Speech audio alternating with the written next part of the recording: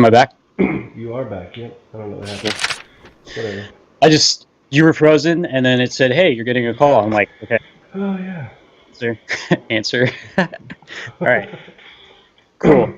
So, spoiler-free review first, or like thoughts or Yeah, whatever. not really. We're not gonna do anything spoiler free. I'm just gonna start with my general. I guess technically we are doing it spoiler free. I guess because I'm not gonna have At any least want to spoilers. make an effort, like a quick, like what we thought, some cool things. Did we like it? Should you go watch it?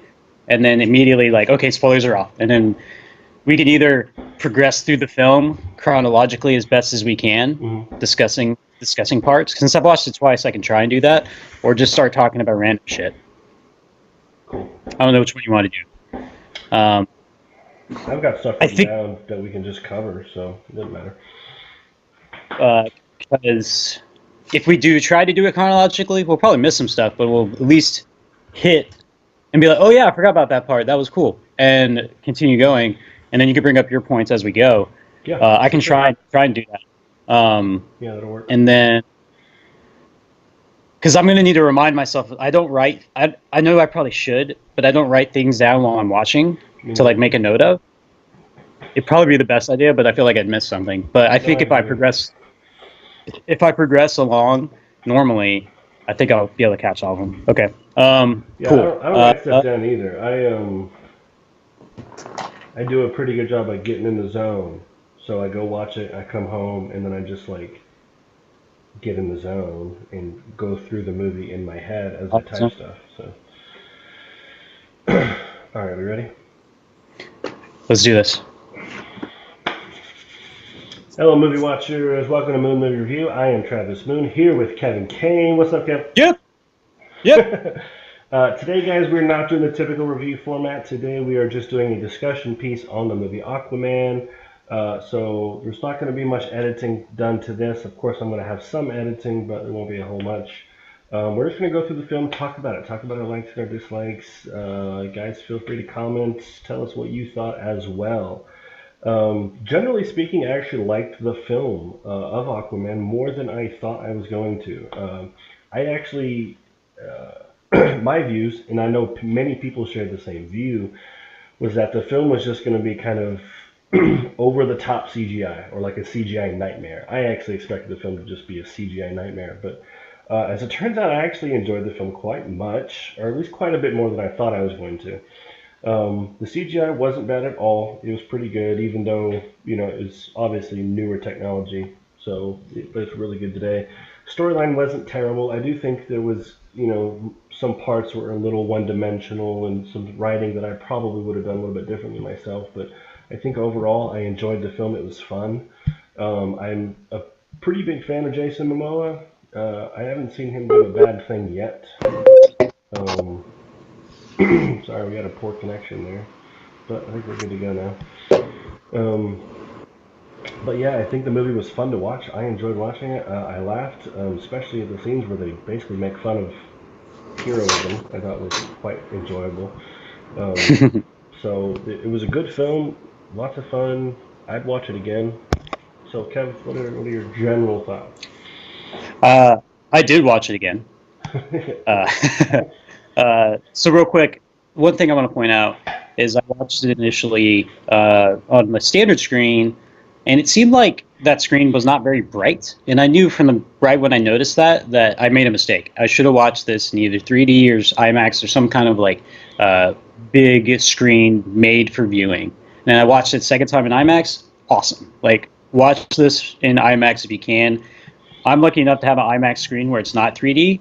So depending if you hate 3D, but you kind of like a awesome picture, great contrast and colors, and awesome sound, do that. But anyways, this movie was so weird in the best comic book way, and we'll go into it because right now we're trying to be spoiler free as best we can.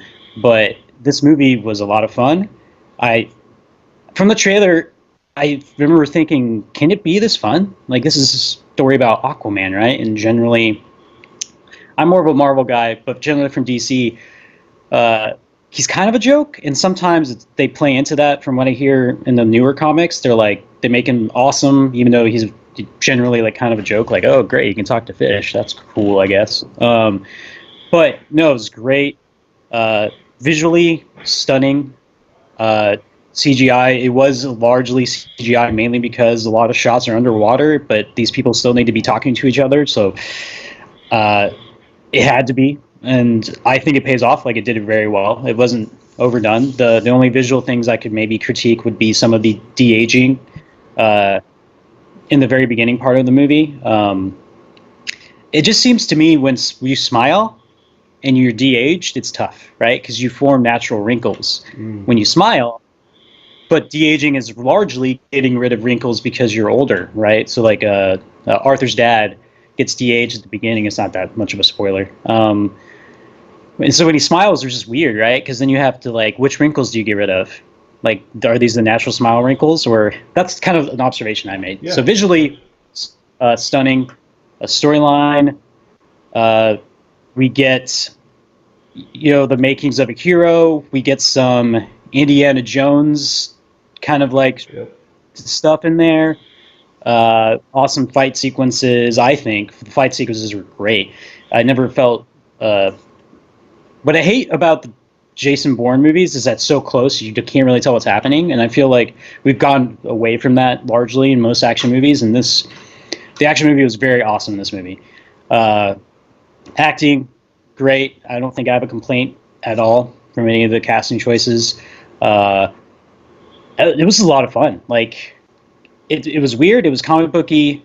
The main character actually had fun being a superhero, and that bled through in the performance from the main actor. His name escapes me. Jason.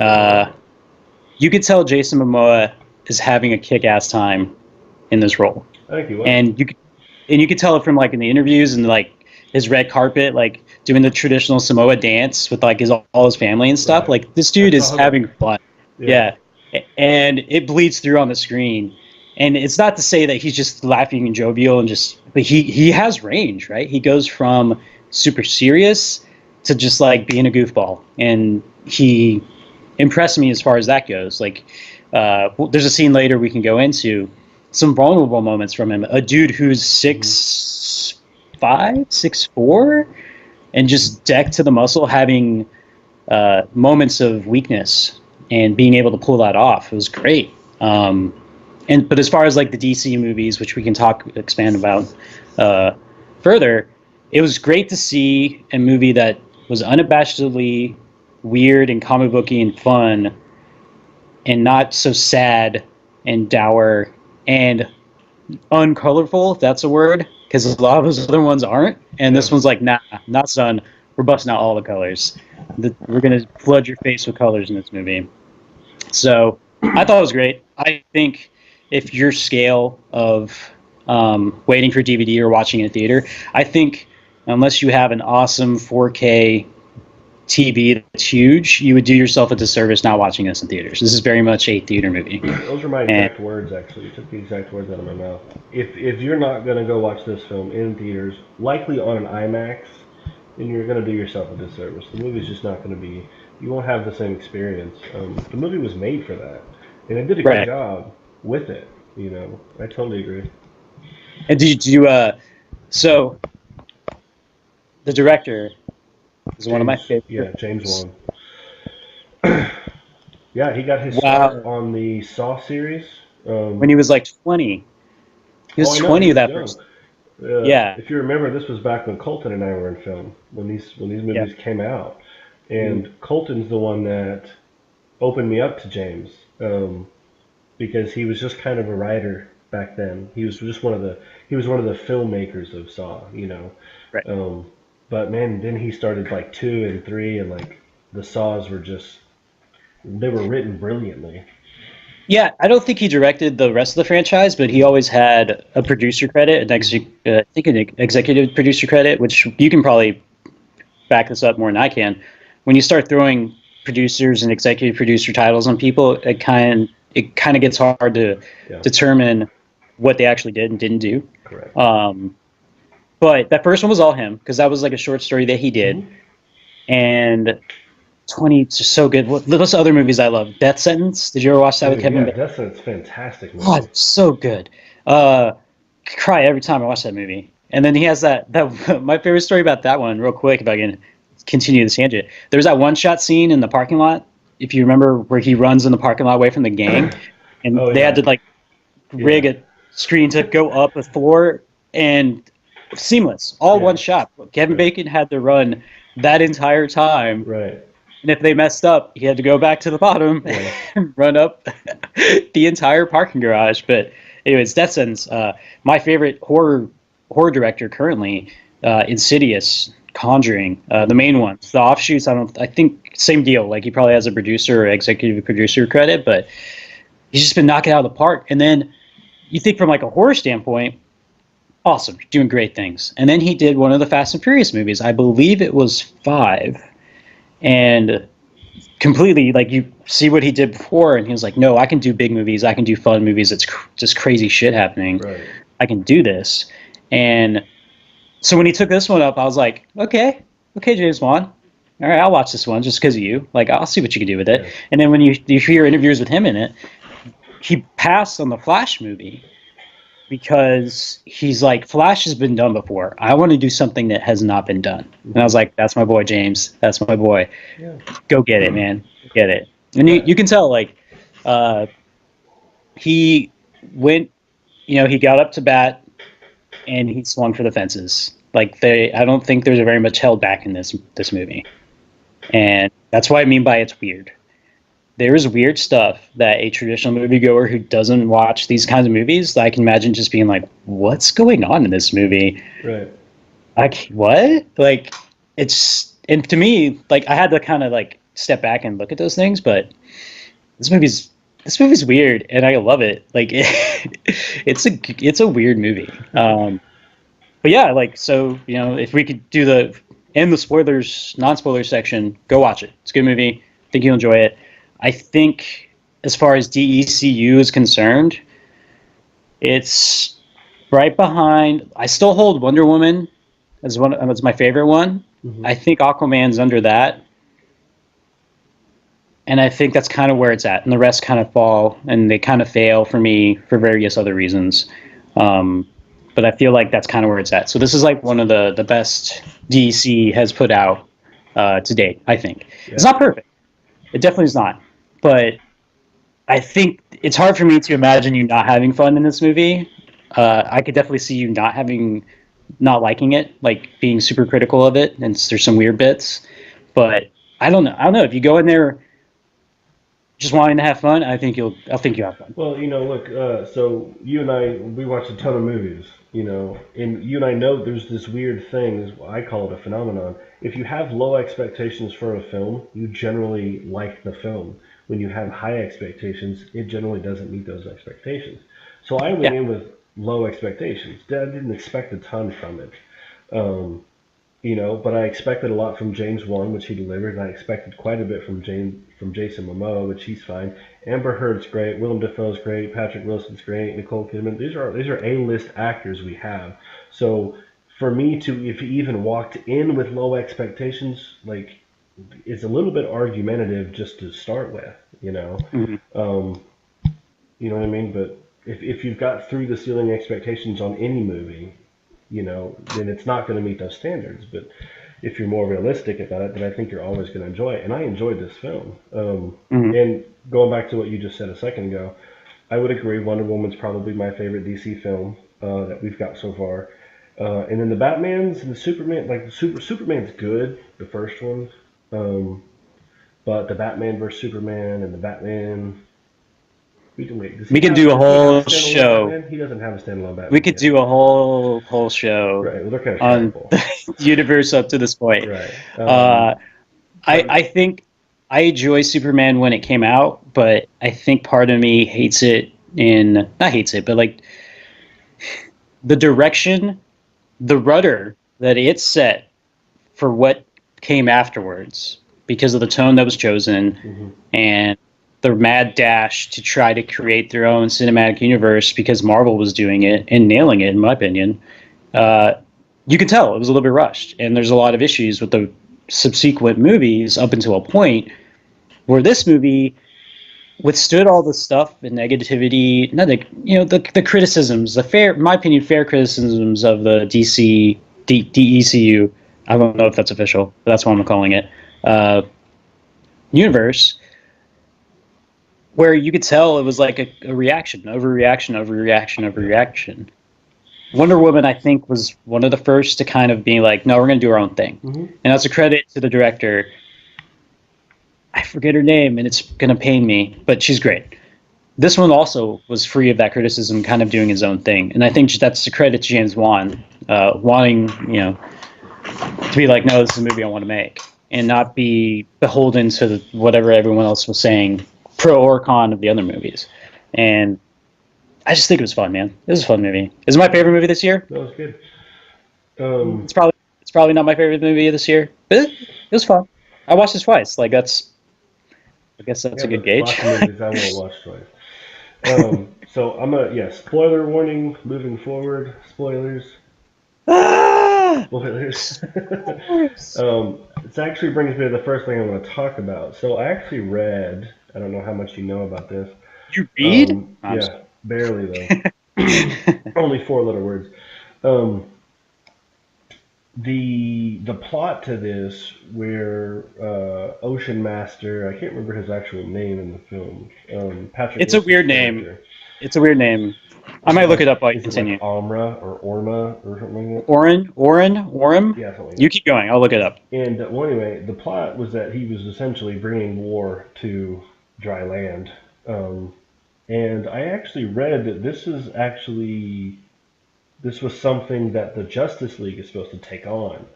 Like, mm-hmm. This is he does this, and then all of the Justice League get together and then fight him, rather than it just being Aquaman, rather than it being his come to hero story. You know what I mean?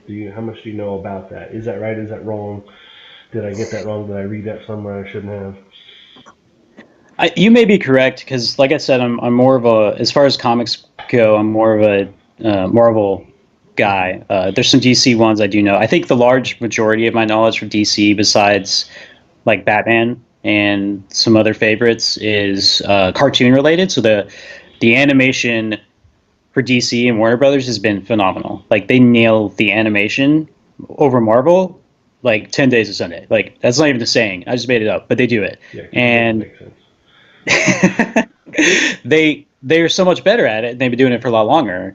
So that's kind of where I get most of my knowledge. But I know that this run, from the research I did, was largely based off the All New 52, which was like a reboot of the universe. And I won't go into comic books and all that stuff, but that was kind of like an effort to redo a lot of characters. And Aquaman, they were kind of trying to bring him and, like, how can we make Aquaman awesome and be badass, like more awesome than he's been, and not so much a joke. And that's where I think Ocean Master is a character, from what I remember reading, it's been a character for a long time. I forgot which date. And he only became his brother kind of in the new iterations of the comic. I'm pretty sure that's accurate. Let us know and comment if I'm being really incorrect. But that him being his brother is a newer storyline that they've retconned into the comics. And it would make sense that if that was such a large-scale debacle, that the Justice League would be involved. That's oftentimes the critique of all the Marvel movies and the Marvel TV shows on Netflix, is that if this was such a big deal, why weren't the Avengers called? Or why wasn't Tony going to help out Cap in his individual movie? Yeah. And some of that's disbelief. Some of it's like, well, he's probably busy doing his own thing, right? Like, it's not like Iron Man 2 happened, right? He's busy. Like, that's probably why I couldn't help out with some other stuff.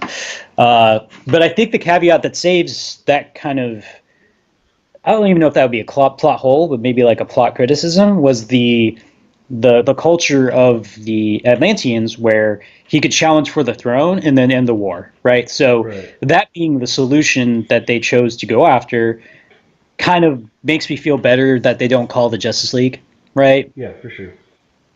First off, Batman, he's probably being moody. Superman, he's finally he has a bad nose. He probably could do something, but it's just, Wonder Woman's doing, probably doing Wonder Woman things, so that was fine. Like you're right. In the comic book story, I don't know for a fact that it would be a Justice League endeavor, but the threat of it would make sense to me. But because they're Atlanteans and because they're superhuman and they're playing in their playground, and that was brought up in the movie, this is where, they're masters. And, Superman's cool, but he might have some disadvantages being underwater. Wonder Woman as well. I was kind of fine with it. Like, even if it was the Justice League fighting, it's Orm, O-R-M, King Orm. Oh, okay. AKA Ocean Master. Aquaman would still be your queen, right? That would be he's definitely going to be the guy who's helping us out the most, while everyone else is kind of helping him out. Yeah. So I didn't think it was much of a criticism. I didn't dislike it by any means. I just read about it and I just wasn't sure. And I'm typically fine with writers changing things to a degree. You don't want to tell the same story over and over again, and for comic book readers, like yourselves and many of the other people, they don't want to see the same thing depicted, just in two different ways. Right. I mean? So I'm totally fine with that.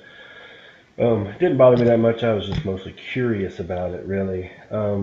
So my first criticism actually is in the beginning of the film, the early part. I really kind of liked the plot where you had these were like modern day pirates, right? But they were not pirates like we're used to. These were like, Navy SEAL pirates. You know what I mean? But then Aquaman, or Jason Momoa in this case, comes to the rescue. And after that scene, the scene was cool. I loved the whole thing. Totally into it. And then afterwards, we'll come back. I was like, how did he know that was going on? Like, he could talk to fish, man. How did he even get? Yeah, but like, you know what I mean? The scene happens, and then he's just already saving the day. But it's all underwater. I'm just like, how did he get down there? Like, what were you looking at? Like, what led you to be like, the fish are telling me something. I'm on dry land, but the fish are speaking to me. I know. If you forget, this was a quick line, and I've watched it twice, so that's probably why I remember it. Okay, fair enough. When they take over the sub, they say they've cut off communications, but they send out one signal. Mm-hmm. And they're like, it's fine. No one's going to, it's just one blip, right? On a million of some dude on a soundboard or on a radio. All of this crazy stuff's happening. He probably doesn't care. But the Russian dude's like, oh, they heard us. They'll come. And then you get that awesome line to establish Black Manta's character. He's like, I tell you what, I won't tell you how to captain. You don't tell me how to pirate. And he kills that guy. Yeah. Like, so he does mention that there was a signal sent out. So if we're to assume that's true, arguably, okay, Arthur could have heard the signal. Yeah, well, he could have been super sensitive ears, right? Right. Yeah. Well, he could have been on maybe he has a radio scanner, in his house. He's like, what? Mayday. Well, I'm not doing anything. I still got 30 minutes till happy hour starts. I can probably do this. I'll just go check it out. Cool. I swim super fast. Like, it'll be fine. I do agree with that, but like, if we're getting into nitpicks, right? So at this point in the story, we set up how Aquaman came to be, where star-crossed lover type story, where his dad's a lighthouse keeper and his mom's the queen of Atlantis, and they meet, they have a baby. That's him.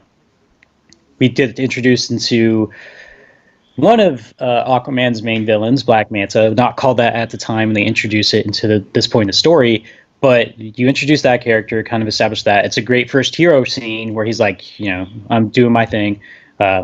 We learned that he's bulletproof, essentially. I don't think that's been established in Justice League. So lots of crazy things happen in Justice League. Like, found that to be interesting.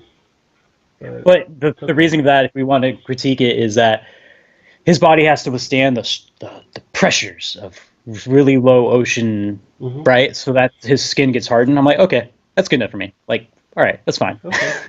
Yeah.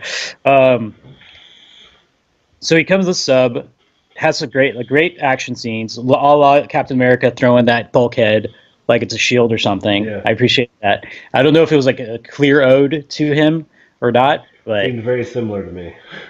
right.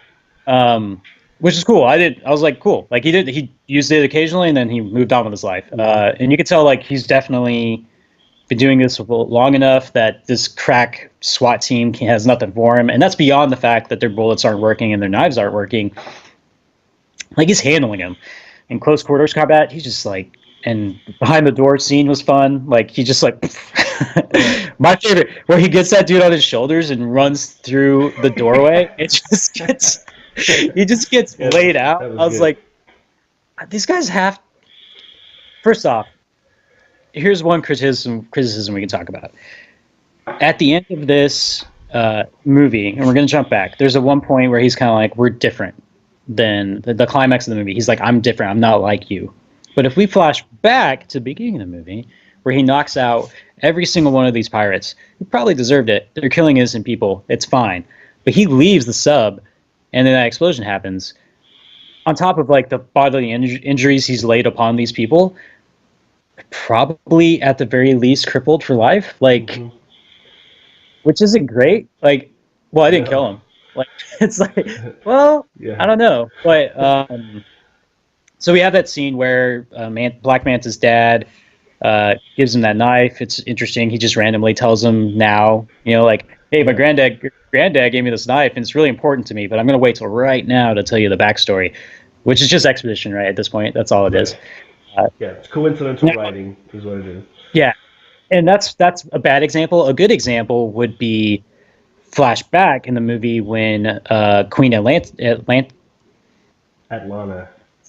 Yeah, it's like Atlanta, the city. She's telling him the stories about his life and stuff, and that was a good way to do exposition, right? That's a good example. You have a kid who doesn't know these stories. You're telling these stories; they'll set up the rest of the movie. Story of the Trident. I think that was the main story she told. We get exposition later, but I want to bring it back to one criticism I have, and it's nitpicking. It's not. It doesn't ruin anything in the movie, but you're talking to me here. I nitpick everything. So they're having that battle. Manta doesn't have anything for Aquaman. He's slowly learning it that he just can't do anything. We get a great line that will eventually get called back where he's like, I knew we would finally meet. And then Aquaman's like, well, let's not make a habit of it, which will come back later in the movie, which I appreciate. So he hits him with a torpedo. And I was like, well, he's probably done. Like, torpedoes are heavy. And I feel like his face would be hurt. And then Dad comes in, and he has some kind of assault rifle. Looked like M16 to me, but I'm not like an expert. But what it's important is the grenade launcher. So he logically is like, well, bullets aren't working, knives aren't working. Why don't I just shoot a grenade at this guy? Cool, awesome. But you're in the room with torpedoes. I'm not sure how torpedoes work. Terrible idea. Or how easily they can be triggered. But I feel like maybe not the best idea. On top of the fact that your son is standing right next to the guy you're shooting a concussive grenade at, which here's the two things that kill people with grenades, from my understanding. The concussion blast, which is just the force of the explosion, which is right next to his son, and shrapnel. Yeah, both are proximity related. But he's right next to his son. So at the very least, his son, who just got hit in the face with a torpedo, probably isn't having a good day after this, but he's fine. Whatever. No, he's prepared to save his father. And then the cool thing about this part, and I kind of understand, and it's kind of a cheesy scene, but it's fine. But the key point here, and we're nitpicking, but the key point is that it sets up Black Manta's motivation for this movie, and in general, just his motivation for why he hates Aquaman. Where the torpedo that I said that he hit his son's face ended up getting pinned onto the dad later after he throws that pipe at him. Right. And so the dad tries to shoot him as he was leaving, and there's where shrapnel happened, right? There was no shrapnel earlier, but shrapnel was the reason why the torpedo fell on him. And he makes a good call. I think it was a good call. Like, he's like, you know, Black Manta's like, help me, my dad, he's pinned under here. The water, my dad blew the hole in the water, which will eventually kill him. Please help. And Aquaman's just like, you kill innocent people. and he has that, I forgot the exact line, but he's like, let the sea judge you. Like, I was like, yeah, Aquaman, yeah, Arthur, do that. Yeah, that makes total sense to me. But I had looked up the background, and that's a very first off, Black Manta's had a lot of retconning, and from my reading, like he has many stories. Like it's confusing when it comes to like his origins, but that's one of the main ones was that Aquaman leads to his father's death in one way or another. So this was like kind of a way where on both sides you kind of get it. Black Manta, you're like, yeah, you're an evil dude, but he did kind of not save your dad, which is just as bad as murdering, right? Like you have the ability to save him, and it's really not that hard for you, but you just let him die. Still kind of bad. I don't know if it's just as bad as murder, but it's kind of close. Like it's if you're proud of your moral line, and you're like, well, I just let him die. It's like your line's not great. It's blurry. Like Right. like so that was cool. And we set up his motivation, and then we get the scene where after this, he hangs out with his dad, and he meets him at the dock, right? And that was kind of a theme where the mom, before she left to save her son, was like, I'll eventually come meet you at this dock whenever I can come back. And that was kind of cool. And the dad, I don't know if you knew this, I don't know if you're a Star Wars fan, but he played Boba Fett in the new movies. So I knew that. I was like, hey, it's that guy. But I do like the scene to set up Black Manta's character, and based off the events of this movie, and going on with the end credit scene, if you didn't watch it, it becomes important. Do you have anything else you wanted to bring up? Because I can keep going. Like, I mean, yeah, there's plenty of stuff to talk about in this film. His dad cannot drink him. That was cool. That was actually really How fun. could I could breathe underwater, but you could still drink me under the table? Like, Yeah, actually, so that's actually those are my favorite parts about this movie. Actually, are the writing with the dialogue, and I part of me wants to. I'd like to ask Jason how much input he had on his own dialogue, because it doesn't seem. It seems like it was written for him. It was very natural to him. You know what I mean? I could totally see this being who Jason Momoa is as a person. And like in the same scene where in the same bar, those biker dudes walk up to him. They're like, "Hey, are you that fish boy from the television?" And it's fine, he's but like, like, "Yeah." how Can we get a aggressive was he? picture? How aggressive was he to begin that? Right? Like, Yeah, he was. if you wanted to picture, that's not how you start that No, conversation off, not even close. which is probably the most aggressive, condescending way of doing it. Right. But it played up the movie moment. And it's fine. Yeah, I noticed about watch. that's I was like, perfect. But there's tons of scenes like that. So okay, when they're in the desert, right, and they're looking for that just before they put that little key in the little slot, and just before they get that projection of whatever his grandfather that tells them a King bunch of crap. Atlance, Yeah, King Atlance, that just guy. Yeah, whatever. Atlance, Atlance. Oh, But I, but she like pulls that drop of water off of his face to yeah, activate the key, and he's like, "You show off." And then he laughs for a I, second. He's like, "We could have just I could peed just on on it." it. It's like Atlan, King that is Atlan. perfectly written for him. Yeah, It's also extremely logical. You know what I mean? To think that, why do you have to use all these mystical water vapor powers when I could have just peed on the dang thing? I mean, come on. right. And he kind of comments on it.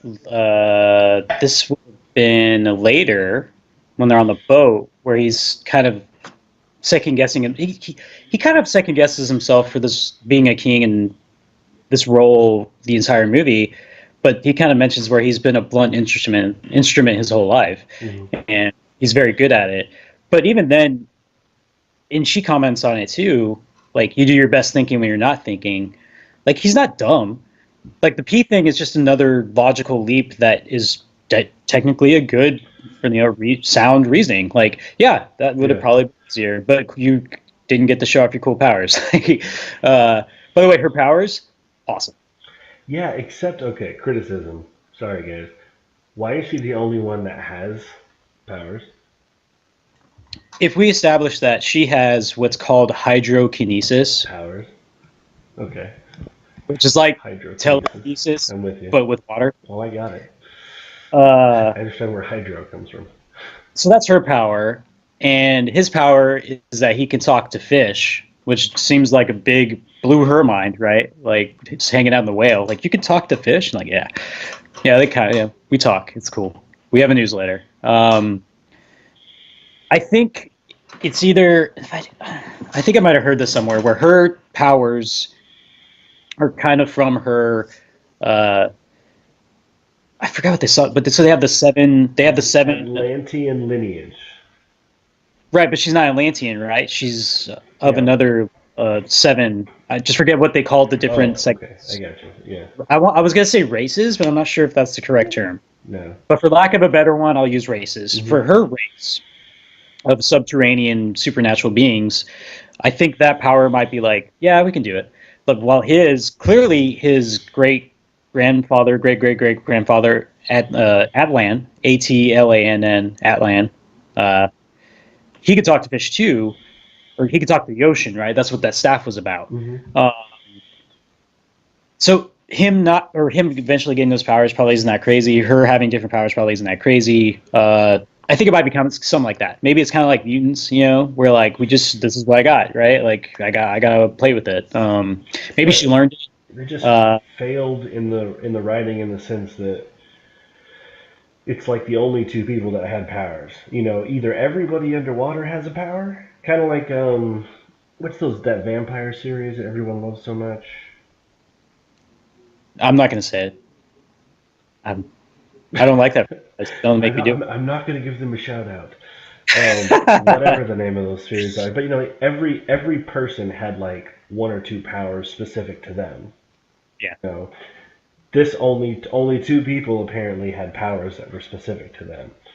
Um, And it's kind of a common thing with movies like this where they show us this awesome universe where and we'll talk about the history. We're kind of jumping forward in the movie, but they talk about how there were seven clans. Clans sounds better. I'm all gonna go right, with let's go with clans. clan. Seven clans, uh, and they each had their king, and they had a council, and they met, and they decided, and they were awesome, and everything was prosperous. And then Atlantis got power hungry, and King Atlan put his staff in a thing with lasers on it, and it blew everything up, I guess. Like they don't have time to explain this, right? Like this is Right. the little details that they just kind of in a movie like this don't have too much time to explain, and it's kind of rough, right? Like if you add that in, does it slow the movie down? We're kind of going on this constant clip. If just another expedition dump to kind of explain these things, is that going to ruin the pace of the movie? These are things directors kind of have decisions that have to be made, and that's why they get paid money, right? Like they have to say, yeah, we had this cool scene, explain where she got her powers, but where are we going to put it? Is it just going to be a one-liner? Is one line enough? Like just to be like, oh, I learned it at underwater summer camp. Like so. I kind of get it. If I knew DC lore better, I might be kind of have the definitive answer of where they got that from. Right. Uh, but I was fine with it. Like it's these people have powers, and I'm cool with it. Like I've been a fan of these kinds of things for a long time, so the fact they have powers, I'm like, all right, cool. But I mean, I do agree that they don't really kind of explain why. Uh, they don't explain one thing, like her having those powers, and no one else has it, but also her being freaked out that he has his powers. But for me, my understanding is like Atlan, King, the original king, seemed to have those powers too. So it seems like if you read it up on the lore of your own history, him talking to fish wouldn't be that crazy of a idea, but that's Well, fair. But I his think power seemed. So I agree with what you said about her power. Her power could easily be clan type, right? Maybe everyone from her side, Dolph Lundgren included. Maybe they could all do this. They don't by put the that in way, the film, but Dolph looking great. lots of CGI Dolph help. looking But yeah, he great. looks good. He looks pretty good in the Rocky in Creed 2. Not bad there either. But anyway, um, but when it came to Aquaman's, his was more of like his was the power of the chosen king. Mhm. So his is extremely specific to him and only him. You know what I Right. mean? His own brother can't even accomplish this. Yeah. You know what I mean? I feel like there was just like, what's Willem Dafoe's power? I loved his character in the film. I thought he did great. He's a great actor. I love seeing him. But what was, you know what I mean? But like, I feel like there was a lot more they could do here, and it would have been really cool if Jason had a different power and Ocean Master Orma had a different power, and then whenever they had their little fight scene, it was kind of like power versus power, even though they Right. were two separate powers. That would have been His interesting. power was to have his mask emote his emotions. Yeah. That was his power. By the way, we'll come back. The costumes in this movie were so good. They were so good. They were so comic book. Like, tell me when you saw Black Manta, you weren't like, that's a choice. That's interesting. Why'd they do that? Why does he have a big head? So I He will has tell laser you, I eyes. did think those things, but I will tell you, I also hated it. Only Black But that Mantas though, because I thought he looked just like an ant. I thought he looked like Ant Man with a bigger right, head. but that is straight out of the comic book. Really? That is That's comic book that's act. exactly what he looks like. Wow. Okay. All Yes.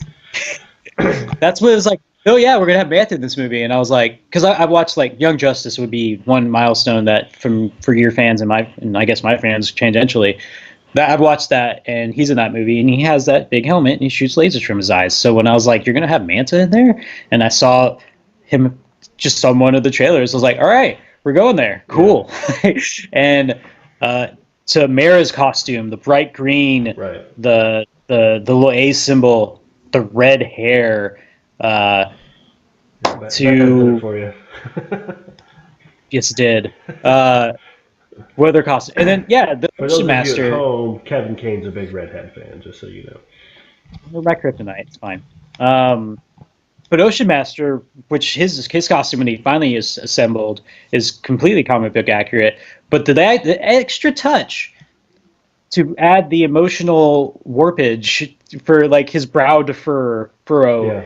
whenever he was upset, I was like, cool. All right, awesome. Like you already made a great costume, and you're like, we're gonna go extra mile and just make him emote like Yeah. a la Deadpool, which is the first person to introduce that sort of live action emotion or emoting via a mask, which doesn't make physics sense, but it's fine because who cares? Like, so Deadpool did it, and it's very much doesn't make any sense at all. But the thing with comic books is that everyone wears a mask, and you need to show emotion. So of course their masks can emote Hmm. really, really crazily. Yeah. Deadpool just went full left turn and was like, "Yeah, we're just this is my face now." Marvel with Spider-Man in his closing eyes Hmm. kind of went a more understanding route. Like it does the same job, but there's a reason for why he can adjust his eyes, and then with this movie, they're like, whatever. He just, yeah, he gets pissed off, and his brow furs and his eyes closed, and just like, and I was watching, I was like, cool, all right, that's cool. I'm with it. I'm on board. There's no reason for it.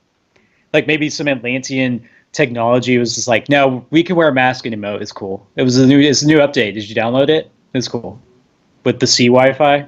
It's great. Yeah, Um, I was reading some guy's article, and he actually mentioned that this is one of the best, this is the greatest thing, one of his greatest things about the Aquaman movie, was that their costumes and the CGI effects and how they did everything, but also the fact that they didn't kill any of the bad guys off, that yeah, you could essentially have almost the exact same plot, similar, to a sequel and still have an amazing film. right. Just because the costumes are great, everyone's still learning their Hey, character. hey, Marvel, maybe you should stop killing off your bad guys. Yeah, yeah, it was a big criticism of them. Which it was an interesting read because the thought never crossed my mind. I was like, oh yeah, hey, both guys are still alive. Um, That's very comic and booky, you're right? right, Like, their costumes and their attire have to be a big part of who they are. And you don't get to see a ton of it. You get to see a little bit as Black Manta builds his suit, but now he's got to rebuild it, and with now he's got with to have the with an '80s nostalgia montage. Right. You know, and now he's got that doctor that's going to help him rebuild his suit. You know what I mean? So like, there's still quite a bit of story that just their costumes tell us who they are, what they're capable of, and essentially even what their roles might be. So yeah, In the there's moment, a lot more to that. Yeah, I agree with him. Like as far as costumes go, this movie nails it. And I think everyone's costume leading up to this point, but the moment Arthur Curry, aka Aquaman, goes into the waterfall and comes out with that awesome comic book accurate yellow/gold and green scale costume, bright, not dark like the other DC movies, bright as hell. I was like, damn, he's awesome. That looks so cool. He looks so boss right now. Like, I couldn't believe it. And we get to see him in that awesome suit with the awesome gold trident riding his battle seahorse in the climactic battle. Ridiculous. It's a weird movie, but so awesome. Like I have a hard time with it because in my mind, I'm still like, there's a 45-year-old man floating a seahorse in a costume underwater right now. You know, but I mean, you know, I wasn't into the comics like you were, like many people are. You know, so I have to separate myself from these, you know, like Jason Momoa in a onesie types of thoughts. You know what I mean? Because by the way, I see that. That's what I see. Maybe it was an IMAX screen, but in the climactic scene where he just defeated King Orm, ORM, I think you added an A when you said his name earlier. Yeah, I don't know, whatever. But it's fine. He's just standing over this trident, being badass in his suit. His crotch was very voluminous, and it's either because he earns it, or you know they added padding. But it was probably just because underwater. Everything's bigger on the IMAX screen. That's true. But I noticed that. That was a fun bit. But no, comic book. So here's something I'll bring into this. I'm not a big DC fan, but the bit of Aquaman being on a seahorse was straight from like that old cartoon I used to watch whenever it came on Boomerang or something. So I appreciate it. I was like, oh yeah, he's got a seahorse. This is so cool. To a guy I don't know. Don't you appreciate this like I do? But the way they've executed James Wan and whoever, because he's probably not the only person, whoever did the costume design, and I forgot what that person's called. But anyways, the other people that person, the people who worked on the look and costumes and the feel and the design of the overall world and the sharks with lasers on their heads and the attacking seahorses and the giant kaiju crab monster, like they nailed it. Like this movie, for like style, visuals, design, I think is award worthy eventually. I think it will get some because this movie just nailed that visually. It just you're in this weird universe, and like you were saying, it's kind of hard for you, but for me, I was like, I get it. Okay, this is the universe. Yeah, there's crazy ass seahorses and sharks with lasers on their heads and the giant kaiju monster. I was like, all right, yeah, cool. And the like even little bits like when they're having their first battle. So King Orm, and if we can bring you up to the story, King Orm, Arthur Curry gets brought on by Mara and Willem Dafoe's character, which if you don't mind looking up his name while I'm continuing, I'd appreciate it. They bring him on. They're like, hey, we need to stop this war. If we can go get this awesome trident from your great-great-grandfather, which I think is the lineage, we'll be able to stop the war. But he gets caught, and he gets put in chains. And we get that awesome scene in that all-white room, and he's chained up. And just like these people are just watching him, just like spitting on him almost, just like this guy, this traitor. And King Orm just hawks up. He's just like, my brother finally came to Atlantis. And we get this awesome like standoff, and we get a great scene from Jason just like bull rushing him, and like, right. But Orm doesn't even flinch. He's just like, I don't know if he knew the distance of the chains, and he was like, okay, here's my circle. Like if I'm outside the circle, I'll be fine. But just doesn't even flinch. That was a great scene. But anyways, because he got caught, they ended up having to have a battle early, and they mentioned that in the movie. Jason Momoa, with another one of his lines, whenever Mara saves him, is like, the plan was to get the awesome trident and then fight him. He's like, so what? Plans don't happen how they're supposed to. Shit happens. Like, Yeah. he's just. So they have that battle. And this is just a key little tidbit for me that I appreciated watching it a second time, is they're in the Ring of Fire. It's like a gladiator arena, and the fans are going crazy. But the little detail that I appreciate was that they had, at the top, the little jellyfish casting light so the fans could see the battle whenever it got that high. And I was like, cool. I don't know. There's someone who made that call on who made that movie. Yeah. It was like, this is the cool, we need light up. You're like, just it's up on this tall statue. No one can see what's going on. Oh, jellyfish light. Yeah, we'll put it up there. And then the drum and octopus. Yeah. that was actually pretty clever. It's probably the set designer. Could also be the cinematographer or just a visual effects aide. Yeah. There's a lot of decisions to be made, and no one person makes those decisions. Yeah. Lots of ideas get thrown around. So shout out to Patrick Wilson, who, from my, at least my viewing of him as an actor, hasn't been a bad guy or an antagonist from anything I watched. And you could correct me. I'm trying to think back in the movies I've seen him in, The Insidious, The Conjuring. What's that movie called? It's a famous comic book movie. I should know this. The Watchmen. He was he was a protagonist.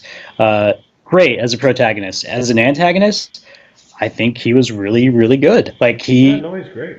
And he's got a scary side if he really wanted to go there. Right. And you kind of see it in The Conjuring, actually, because he's got a darkness to him, and you see it in The Conjuring. He's got a serious "I'm not playing around" side. Was that when he was doing the cover to Elvis Presley that you were like, this guy can get scary? Nope, that was not that. Nope. No, and I think it was a point brought up by, and I'm gonna plug another podcast YouTube channel. It's one of my favorites, Mr. Sunday's Movies. He pointed out that there was an interesting switch up, and this is Jason Momoa versus Patrick Wilson. So Jason Momoa had been cast in the role a long time ago. Long dark hair. Traditionally, Aquaman is a short, blonde hair, blue-eyed hero. And that's because he's one of the older heroes from the 60s, and everyone who's a hero back then was blonde-haired and blue-eyed. Captain America. Like, that's just kind of how it was.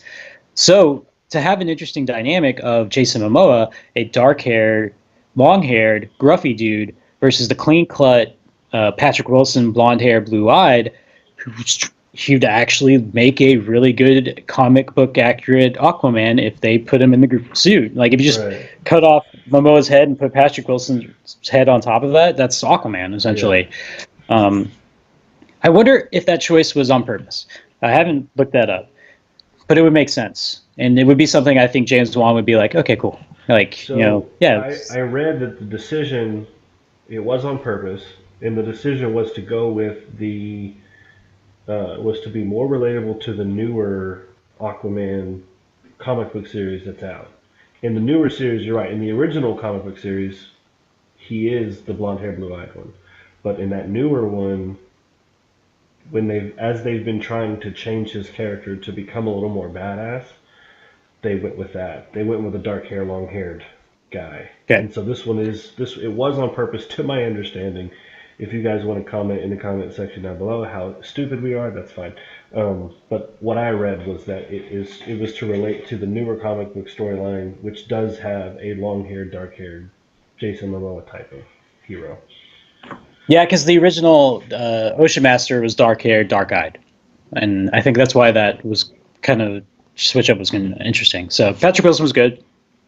I'll say that Mara, the actress, I forgot her name, she's great. Amber Heard? I like her in almost everything she does. We get a lot of range from her, right? Like, we get to start off where she's just like, this idiot, we got to do this. I guess I got to drag you because Willem Dafoe's character wants you to save the world or whatever. I don't want to be here, but I want to save the world. And we get her fully being a badass herself, handling herself completely throughout this entire movie, which I appreciate.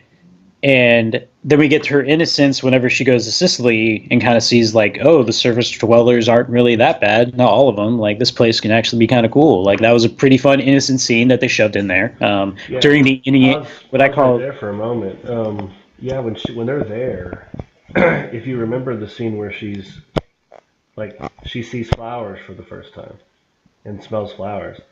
You remember the scene? I'm on pause. Do you want me to unpause? You're an idiot.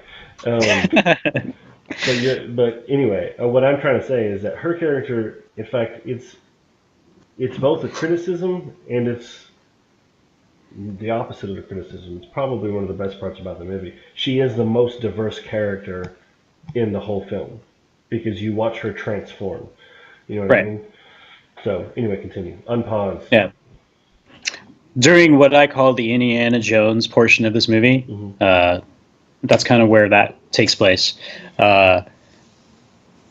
She's great. Nicole Kidman, awesome. Dude, her they de-aged. Badass. She did great. Yeah, I was like, the okay. choreography there was perfect. Okay, Nicole. Yeah, you can kill it. She can move too. She's tall. Because tall.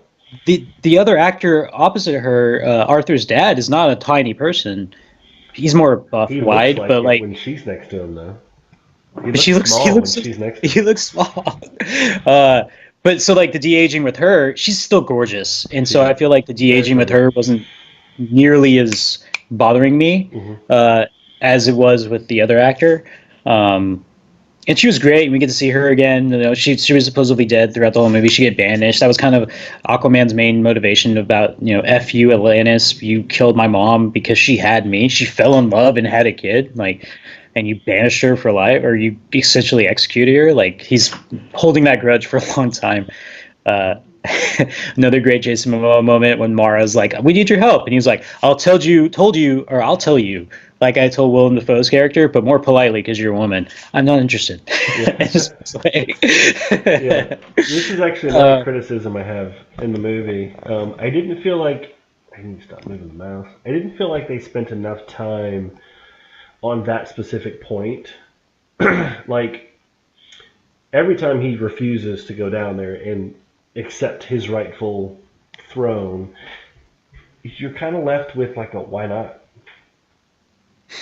There's not enough there for you. Like, I understand the hatred for killing his mother, but the whole time as a movie watcher, you're kind of like, no, they didn't kill her. We know inside of our souls as movie watchers, we know they didn't kill her. You know what I mean? There's not quite enough there for you to You don't cast Nicole Kidman in a role who's only on there for 2 minutes. Come on. Yeah. Yeah.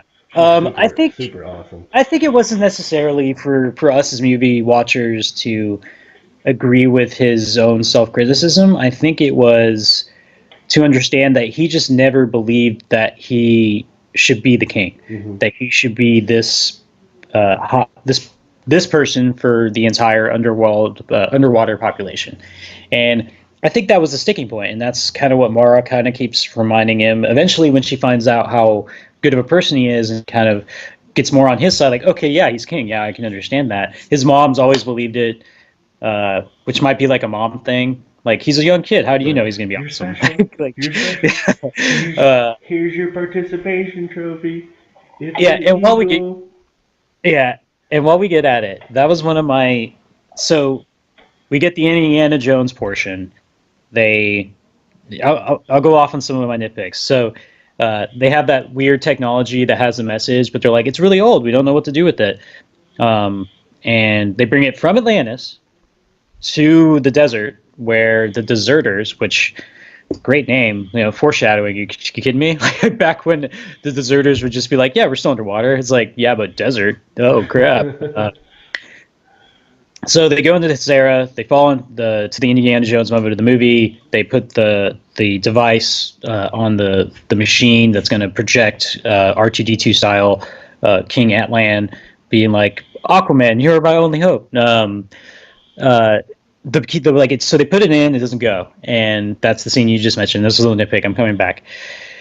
And he was like, well, yeah, this is back when the Sahara wasn't a desert. Of course this would work. And she's like, oh, it's because it's not wet. That's why it doesn't work. And she gets the water drops on it and it works. That thing had been underwater in Atlantis for forever. It didn't glow blue. Now, counter argument is that it was not plugged into the machine. Maybe that's why it worked, because it was plugged into that machine. Yeah, see, it needs a positive, a negative, and a ground. And water. Yeah. and then it will work. But it was the only thing that glowed. Like everything else was mechanical. Whatever. So that was a little bit nitpick. So we get past that. They go to Sicily. Great scene, great fight scene. We'll come back to it. I want to come back to that section in the movie. But my main critique is that we do get to. They know they have to go to the trench, and that was. By the way, the different clans of underwater people were really cool. You know, we have this different sects. We have the ones like they evolved into fish people and they're scholars. The trench are people that de-evolved and became these animal people. We get the brine, which are like crab people. That was all cool. So we go to the trench, and they're the lost clan, not as lost as the clan who died because their world became a desert, but still lost. And they're all like, it reminded me of The Descent, where like all those monsters are all crazy. And this is where James Wan's horror movie chops come into play, and you could tell. Like he's just like, okay, yeah, horror, here we go. So get past that. They go into this weird vortex thing. I was like, she says what I said. We'll probably die if we go into that. And he's like, we don't have a choice. I'm like, you're right. They don't really have a choice at this point. We just gotta go. They go in. They get transported to the center of the earth, which isn't just a hot core of. It's a paradise. It's a forgotten world where dinosaurs exist. Which, even in Marvel, there's a forgotten world where dinosaurs exist. I don't think it's at the center of the earth, but the fact that there's a lost world where dinosaurs exist didn't make me blink. It was the fact that they had dash center of the earth, where I was like, wait a minute. If you just kept that off, you'd be like, okay, well. How does all this work? So we get there's atmosphere and a sky and water and crystals hanging down from the ceiling. And Nicole Kidman. And awesome trench. Yeah, awesome trench body armor that she assembled from killing some trench people. So she gets down there, she saves Mara. We get that scene where, like, I don't know at what point you thought you knew it was her, but like the second time I was like, watch, I was like, yeah, it's her the whole time. But she's like slowly taking stuff off, and Mara's freaking out. She thinks she's gonna die, and we get the great scene. And I want to hop over this scene before I get to my critique, where I think Jason Momoa had his best acting, where he sees Nicole Kidman. They did take that picture in the beginning of the movie, and it got smashed whenever Mara got attacked at the very beginning. So I guess he would know what she looks like. But you can tell that he's very apprehensive. And she kind of has to put it together that this is her son. And she does it kind of quick, which is understandable, right? Moms, mom powers. Who knows? Mom powers. But my favorite bit of acting was that Jason Momoa stands still and doesn't move towards her. She moves towards him. And right when she gets there, he actually, I don't know if you remember this in the movie, he takes a step back when she gets kind of. And I was like, awesome. Like, that's just a little bit of acting touch to just kind of get where his character is right now. Mm-hmm. Completely vulnerable, kind of scared, doesn't know what to do. Yeah. And the whole acting in this scene is awesome. From Nicole Kidman, who's a great actress and has been a great actress for a long time, to Jason Momoa. Awesome scene. I was like, yes, this is, if you were going to do this scene, this is how it's done. As awkward and weird as it is, because she's wearing dead trench armor and he just got almost died. The best part is when they hug. I was thinking, so she has one shoulder armor that's kind of sleek, but the other shoulder armor has spikes on it. So when they hug, his face goes where the spikes are. And I was like, that just poked in the face, like, I don't want to ruin this, but I can't, my eye. Yeah, like, the love is too great, man. The love is too great. So beyond this great scene, they take Mara to this place. She's injured, I guess, ish. It doesn't last very long, but cool. he goes there. They kind of talk about why she can't get back. She needs the staff to go back through the vortex. The staff is in this waterfall, protected by that huge kaiju monster that they've been talking about the whole movie. Yeah, the Kraken. Essentially, right? Like That's just what. Yeah. I don't know if they There's called no it that, but yeah. voiced by Mary Poppins, the original actress for Mary Poppins. So, Oh, the original actress. yeah. I don't know who the original So, actress is. so he's still kind of doubting who he is. He's like, "Do I deserve to be king? Should I be king? I'm just a blunt instrument. Why do I want to do this?" And this is where I kind of it's weird. It is a criticism, but I still kind of like it, but I don't. So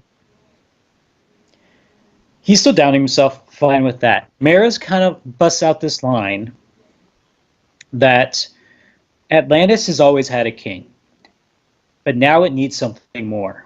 And I think if you pause right there, I'm kind of like, okay. She kind of has been hounding this home that the fact that he's from two different worlds is why he would be a good king. He can unite the land, he can unite the sea. I'm okay with that.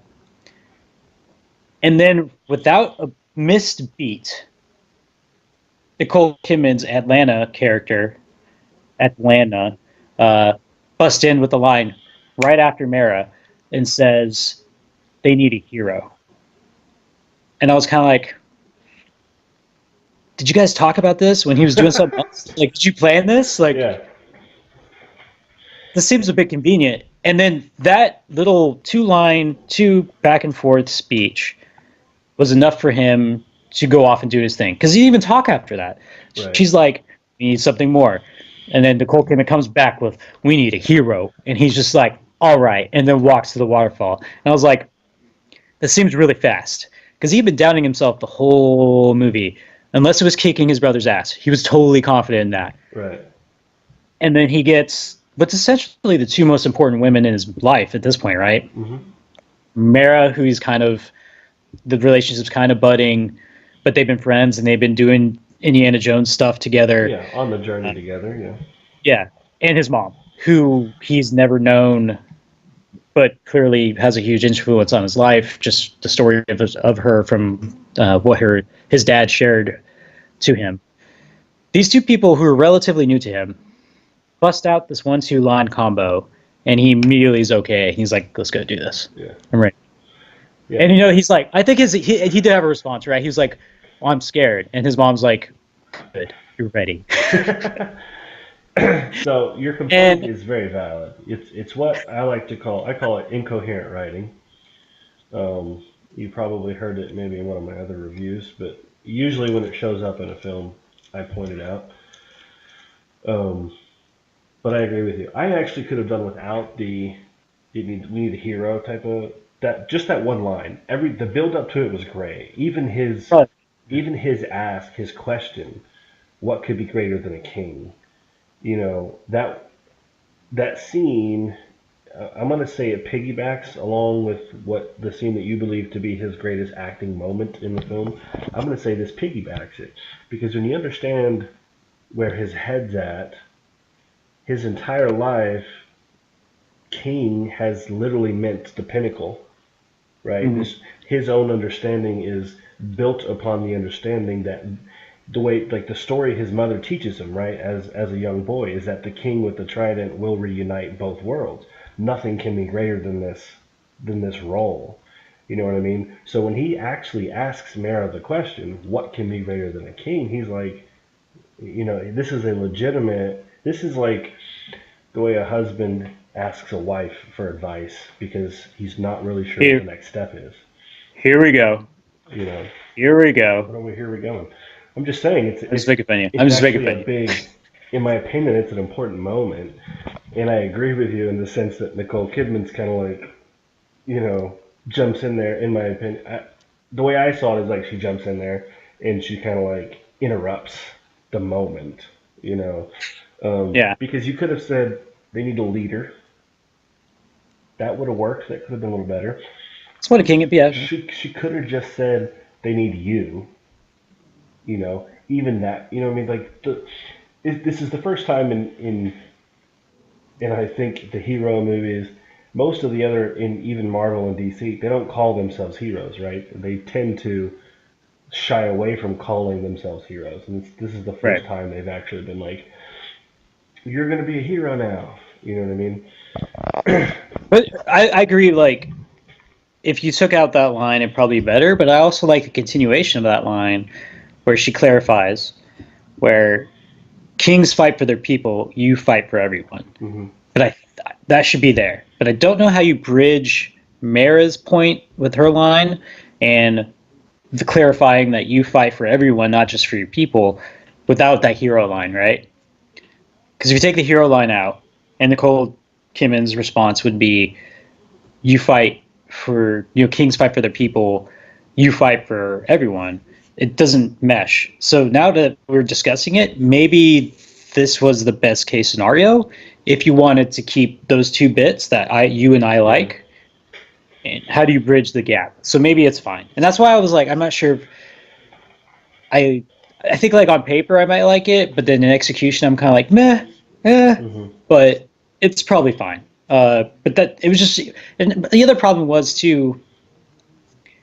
It seemed kind of fast at that point that he turned his switch on really quickly, and I think part of that might be just because we don't have much time in the movie left, right? Like we got to keep going, we got to hit this climax, right?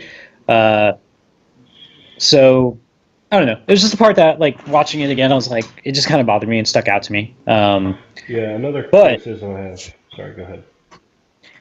If we go back to the Sicily point, which was what I think the best action scene of the movie, where we have two separate fights, one with Aquaman and one with Mera,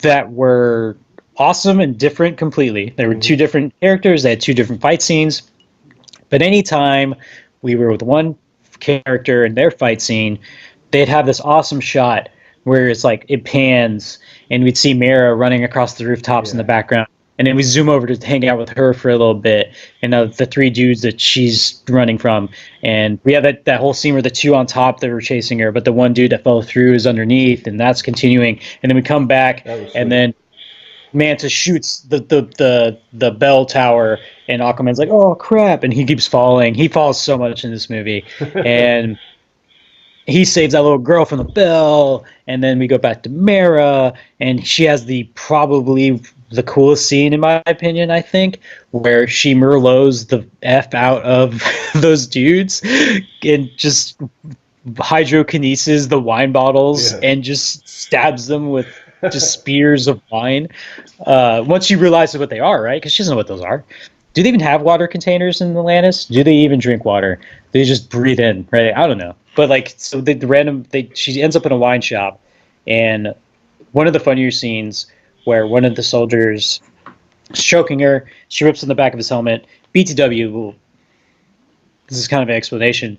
Unless you're like higher blood born, you can breathe in air and water, and if you're not of high blood, that you can't. So a lot of the soldiers have the opposite of what would be a scuba device, right? Yeah, a water suit. Yeah. So she rips out the back of his water suit helmet, and the water drains from his helmet, so he can't breathe. So he has to shove his head in the toilet. That was fun. I was like, okay, cool. The other two come, wine bottles fall. She realizes, oh, there's water in these wine bottles. And then she gets this look on her face like, y'all guys are screwed right now. I'm about to go ham. And then she just a wall of wine, and then turns into spears and kills them. I was like, yes, that was so cool. Meanwhile, Black Manta, in his awesome comic accurate suit, is battling with Aquaman. He has Atlantean steel now. He was hired by King Orm to start the whole war in the very beginning of the movie, which we're kind of coming back to. And he's like, this is his second employment thing. He's like, oh, go kill Aquaman and Mera, because I can't, because of all this political stuff I'm dealing with, which is another kind of cool detail of the way that these societies run, is that there needs to be 4 of the clans need to agree to war with the surface before they can actually go. It's a neat little detail. Well, it's all pretty cool. So Manta, he's like, you killed my dad. Do you know who I am? And that's where the line comes back where Aquaman's fighting him. He's like, I thought I said we shouldn't make this a habit, or whatever the line was. Meaning and a habit, they keep fighting. Yeah. And he has Atlantean steel, so he can kill Aquaman. and he busts out his granddad's knife, and I was like, that's stupid. But then it goes into the hole he had previously made with the Atlantean steel. I was like, okay, that's probably like thicker on the outside. The inside still hurts, so that probably still kind of hurt him. Great fight scene with them. It concludes where he has messed up his suit enough. Aquaman has messed up Mance's suit enough that it's kind of glitching out, and he grabs those two stones with the chain and just like twirls them around, kind of like a Batman gadget. And just like it wraps around his neck, and then right when he's about to shoot his plasma lasers, it hits him in the face, and he proceeds to hit every rock on the way down. I counted 9 the second time I watched it before he went into the ocean. By the way, another observation that I didn't make, I'm Mr. Sunday Movies, I'm kind of shouting out that YouTube channel again. There's a lot of conversations in this movie that get interrupted by explosions. If you think about it. Like it starts from the very beginning where she's like, here's the story of the awesome trident, and then the dog starts freaking out. That's true. And then boom, explosion. Aquaman and Mera, when they discover that to use the bottle in the Indiana Jones portion of this movie. Explosion. The scene where the submarine shoots when Dolph Lundgren and Patrick Wilson's characters are talking about war and stuff. Explosion. That was quite a lot. Watching it a second time, knowing that, I was like, yeah, it does happen quite often. Like, if there's ever a point where it's like, man, how do we finish this conversation? Explosion, it'll be fine. The fight scenes, the Black Manta's costume. There's a lot of good stuff and a lot of critiques as well. I think I kind of aired my main critiques so far. I've got one more. I was going to bring it up last segment, but we moved on to this one that rewound us in the film. So for those of you that are listening, we're going to jump back up into the end of the second act, where they're basically on the hunt for King Atlan's trident. The Indiana Jones portion of the movie. The Indiana Jones portion of the movie. It was kind of annoying how many hoops there were to jump through. Did you count when you watched it a second time? Did you count how many? Like, well, first you got to do this, and then you got to do this, and then you got to do we this, can't, and but then you got to do this. I think there were 11. Yeah, we're a little sidebar. I'm very. I along with my passions of movies and comic book movies, cinema, and comic book movies to a similar, maybe slightly lesser degree, one of my passions is video games. So the act of going through all these different steps is very video gamey, and I think it didn't bother me nearly as much because I'm thinking of, you played Uncharted, right? I asked you to play that. This is Uncharted. Like, it kind of is, yeah. It keeps going. Like, oh yeah, this is the end. Oh no, we gotta keep going. Yeah. One more time. We'll finally get the treasure. The next clue. Yeah. So first you start you had to get the key. Okay. So you start with the recorder, right? The what? You start with the recorder, the recording. Right. First you had to get that thing. That William Dafoe randomly found last week. Exactly. Then you had to figure out where to put it, right? So you had to go through the desert to find it. They kind of knew. They knew, right? They said it was old technology, and the deserters would have that technology because they died before they could advance technology. But it's still an obstacle, right? Right. They had to find it, right? They'd have to leave. They had to leave Atlantis and go to the Sahara Desert. Right. Shout out, by the way, to the actor who flew the plane. That is one of the main protagonists from the original Saw movie, who's always kind of showing up in James Wan's movies. He was the one that didn't cut his leg off in the first Saw, the one that got stuck. Yeah, I can't remember. The photographer. Okay. He was one of the nerds with the glasses in the Insidious movies with the old lady. That's him. He's in all. Perfect. Like a lot nice of movies. Cameo. Yeah, so she jumps out, redheads, right? And I'm like, yeah, I agree with you, man. That was pretty funny, actually. I understand. But his attitude during this whole thing, I really liked too, because to him everything is just awesome. he just fought CGI monster dude from Justice League, right? Like he's fine. This is whatever at this point, right? Like I just met a dude who wears a bat suit and has a Batmobile. This ain't that weird. But yeah, Well, so you got those two obstacles. Then right. he's got to figure out where. Right. So then, okay. So then the map comes out of the bottle. I don't know if you want to count these as two separate things or not, but that little map comes out of the It's bottle that leads them to there's you where to put the bottle. But then you you got to you're jumping figure out over how to you're put the jumping over bottle in some the hand. you're jumping over some great scenes of dialogue between Jason Momoa and Oh yeah. Mara, and but yeah, so like they put the recording in R2D2, you Hmm. know, Aquaman, you're my only hope. It's very cryptic, and she breaks it because Orm can't find this, and he's like, wait, should we write Should it we have written down? that down? And she's like, I memorized it, and she's like, didn't you? He's like, yeah, Yeah, totally. tried it. Let's go get the trident. Yeah, she's like, what did it say? Something, something, something. Try it. Tried, yeah.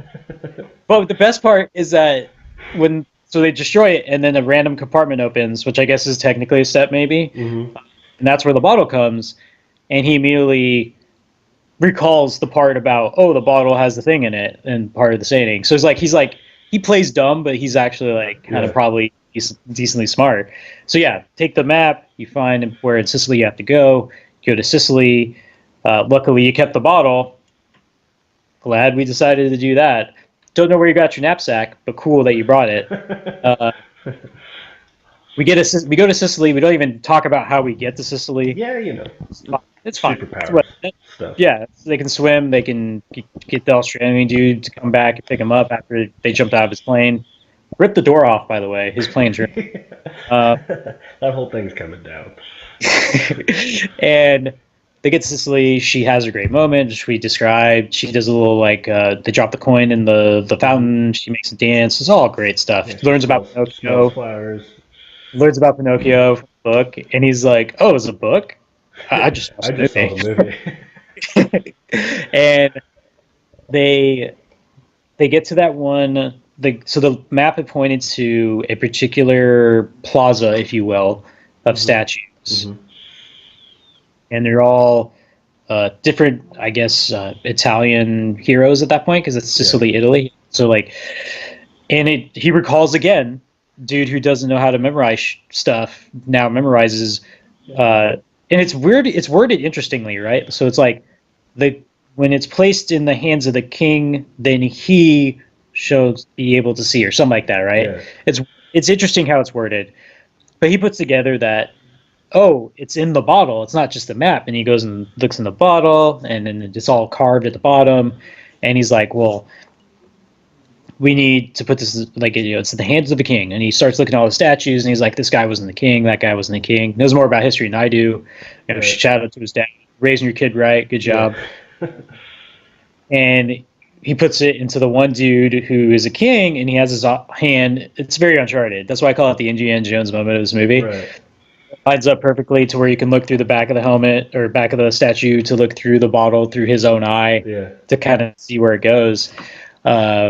So yeah, so it was got to get to the Sahara, know what the message means, get the bottle, map in the bottle itself, put into the statue, and then you got to know what it's looking at, right? Yeah. Which It's doesn't. real quick. They live in the sea. They probably know where that is, I No, guess. they don't. No. So. and again, and again, conversation gets ruined by explosion. But she puts together that they need to go to the trench. So that's 7 at this point. Yes. They need to go to the trench. They do get to the trench, which the best bit of his horror chops come into play. First off, super scary, like when they're on the boat. They kind of And were. Yeah. yeah.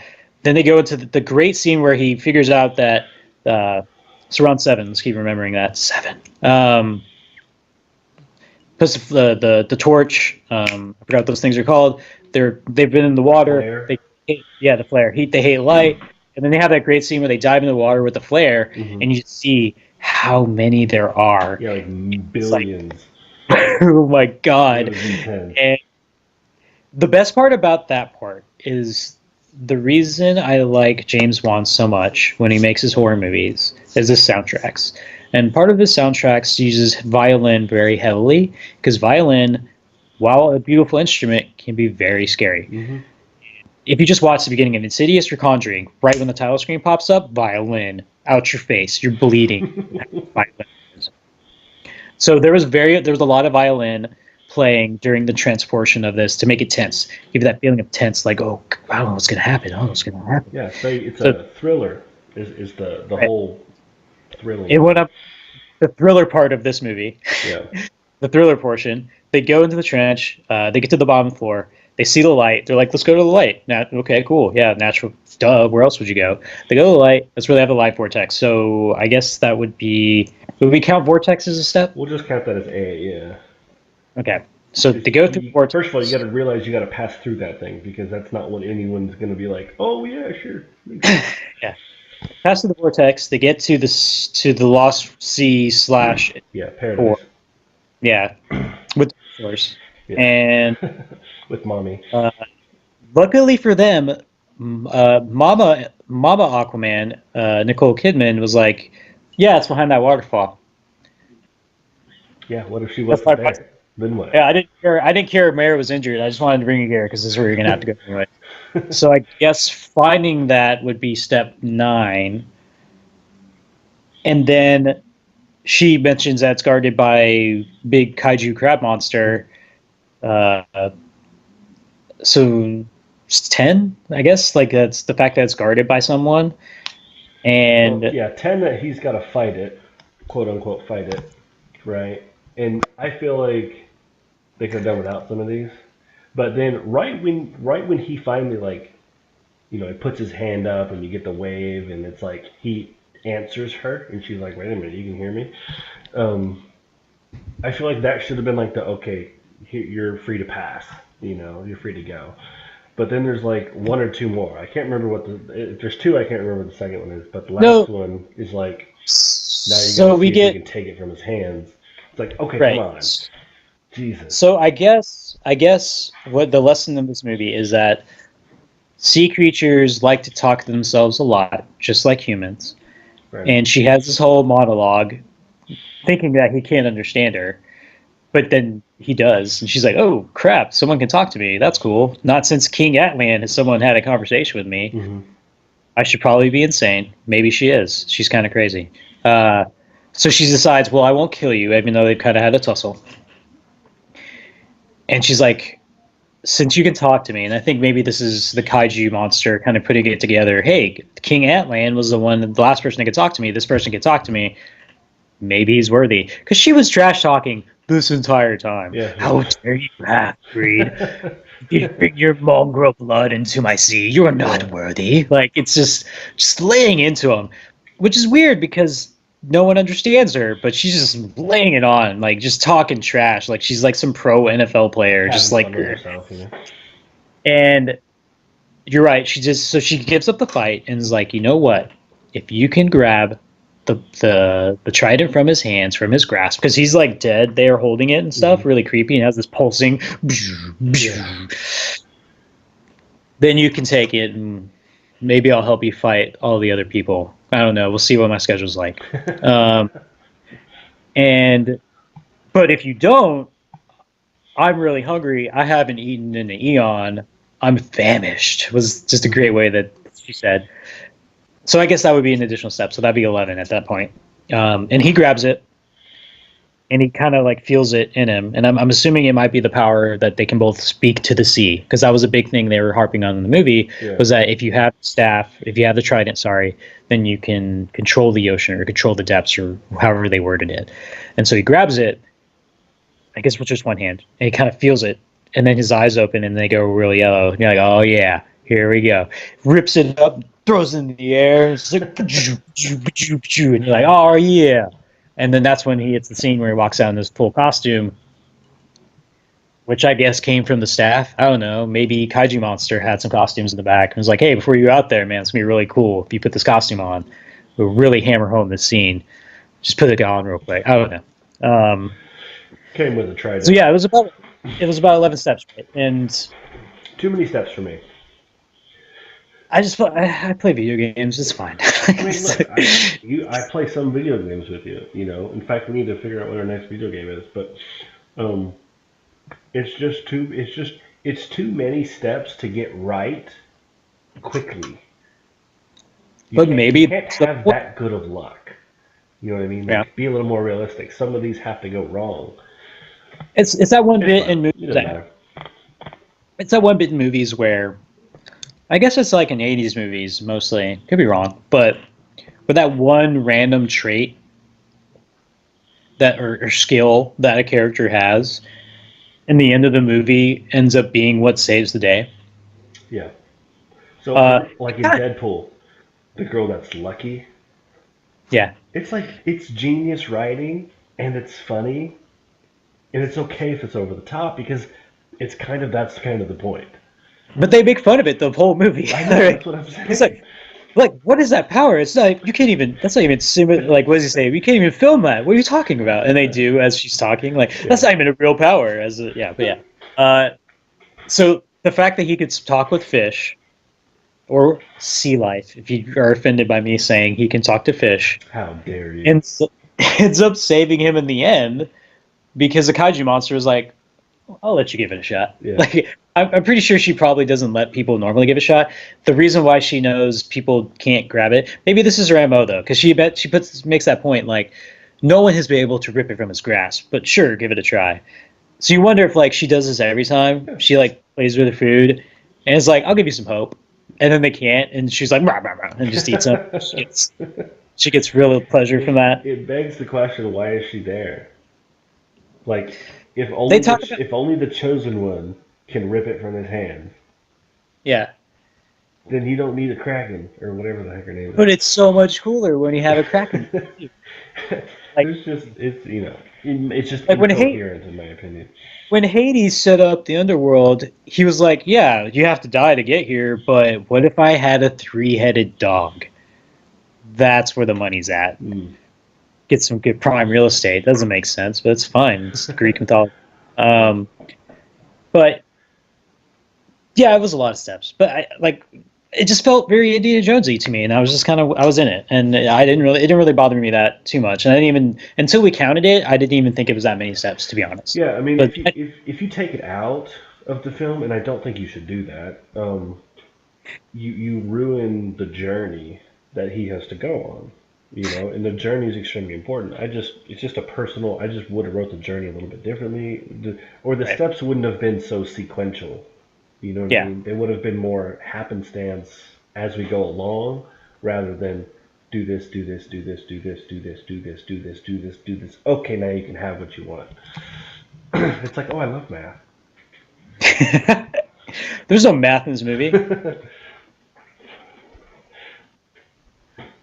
No, there's no. I don't think there's any math. But yeah, and then we get and we're kind of skipping over the side plot of King Orm having to take over, to having to become Ocean Master by getting the okay vote from at least 4 of the clans to take the war to the surface because they be polluting our oceans. Which, by the way, I feel like they touched on it just enough of the fact that, yeah, we are messing up the ocean. Yeah, we got a lot of boats in there. But they didn't shove it in your face too much. But it was very much kind of self-reflective, and I guess you could call it political, which it is political. But it didn't it wasn't a point that was shoving your face, just yeah, we're bad, we're horrible. But it was there, and it was yeah, that seems like a really good first move, to shove all the trash we put in the ocean onto us, right. And then all the boats we have in the ocean. Good play. Yeah. We'd be yeah, we kind of messed up. And then Dave comes back up later in the Sahara Desert, and she's like, this is horrible. It's just sand. She's like, well, this isn't the whole planet. She's like, oh, yeah, your awesome cities where you pollute our oceans and all this other stuff. And he's like, you're right. It's run by idiots, but there's some good places, too. So that was kind of cool. But the side plot of him having to get the favor of 4 of the 7 to then go bring the war to the surface was pretty cool. and you kind of progressively go through it, and it gives Willem Dafoe's character an interesting depth because he's the essentially the I forgot what he called him, but he's kind of like the advisor to the king. There was a term in the movie that he called him. I forgot what it was. His name's Uh, Volko. right, his Yeah. character, but like his title, Oh like he yeah. had something. I don't Like you remember. were my dad's whatever, and you're now my whatever word. I'm gonna say advisor. Counselor. So Willem Dafoe has an interesting part in this movie where he has loyalty to Queen Atlanta, who's now dead, probably. Spoilers, she's not. And he's training the rightful heir to the throne because it's the firstborn, depending on how their laws work. And also advising King Orm, who's currently king, who's trying to take over the world or whatever.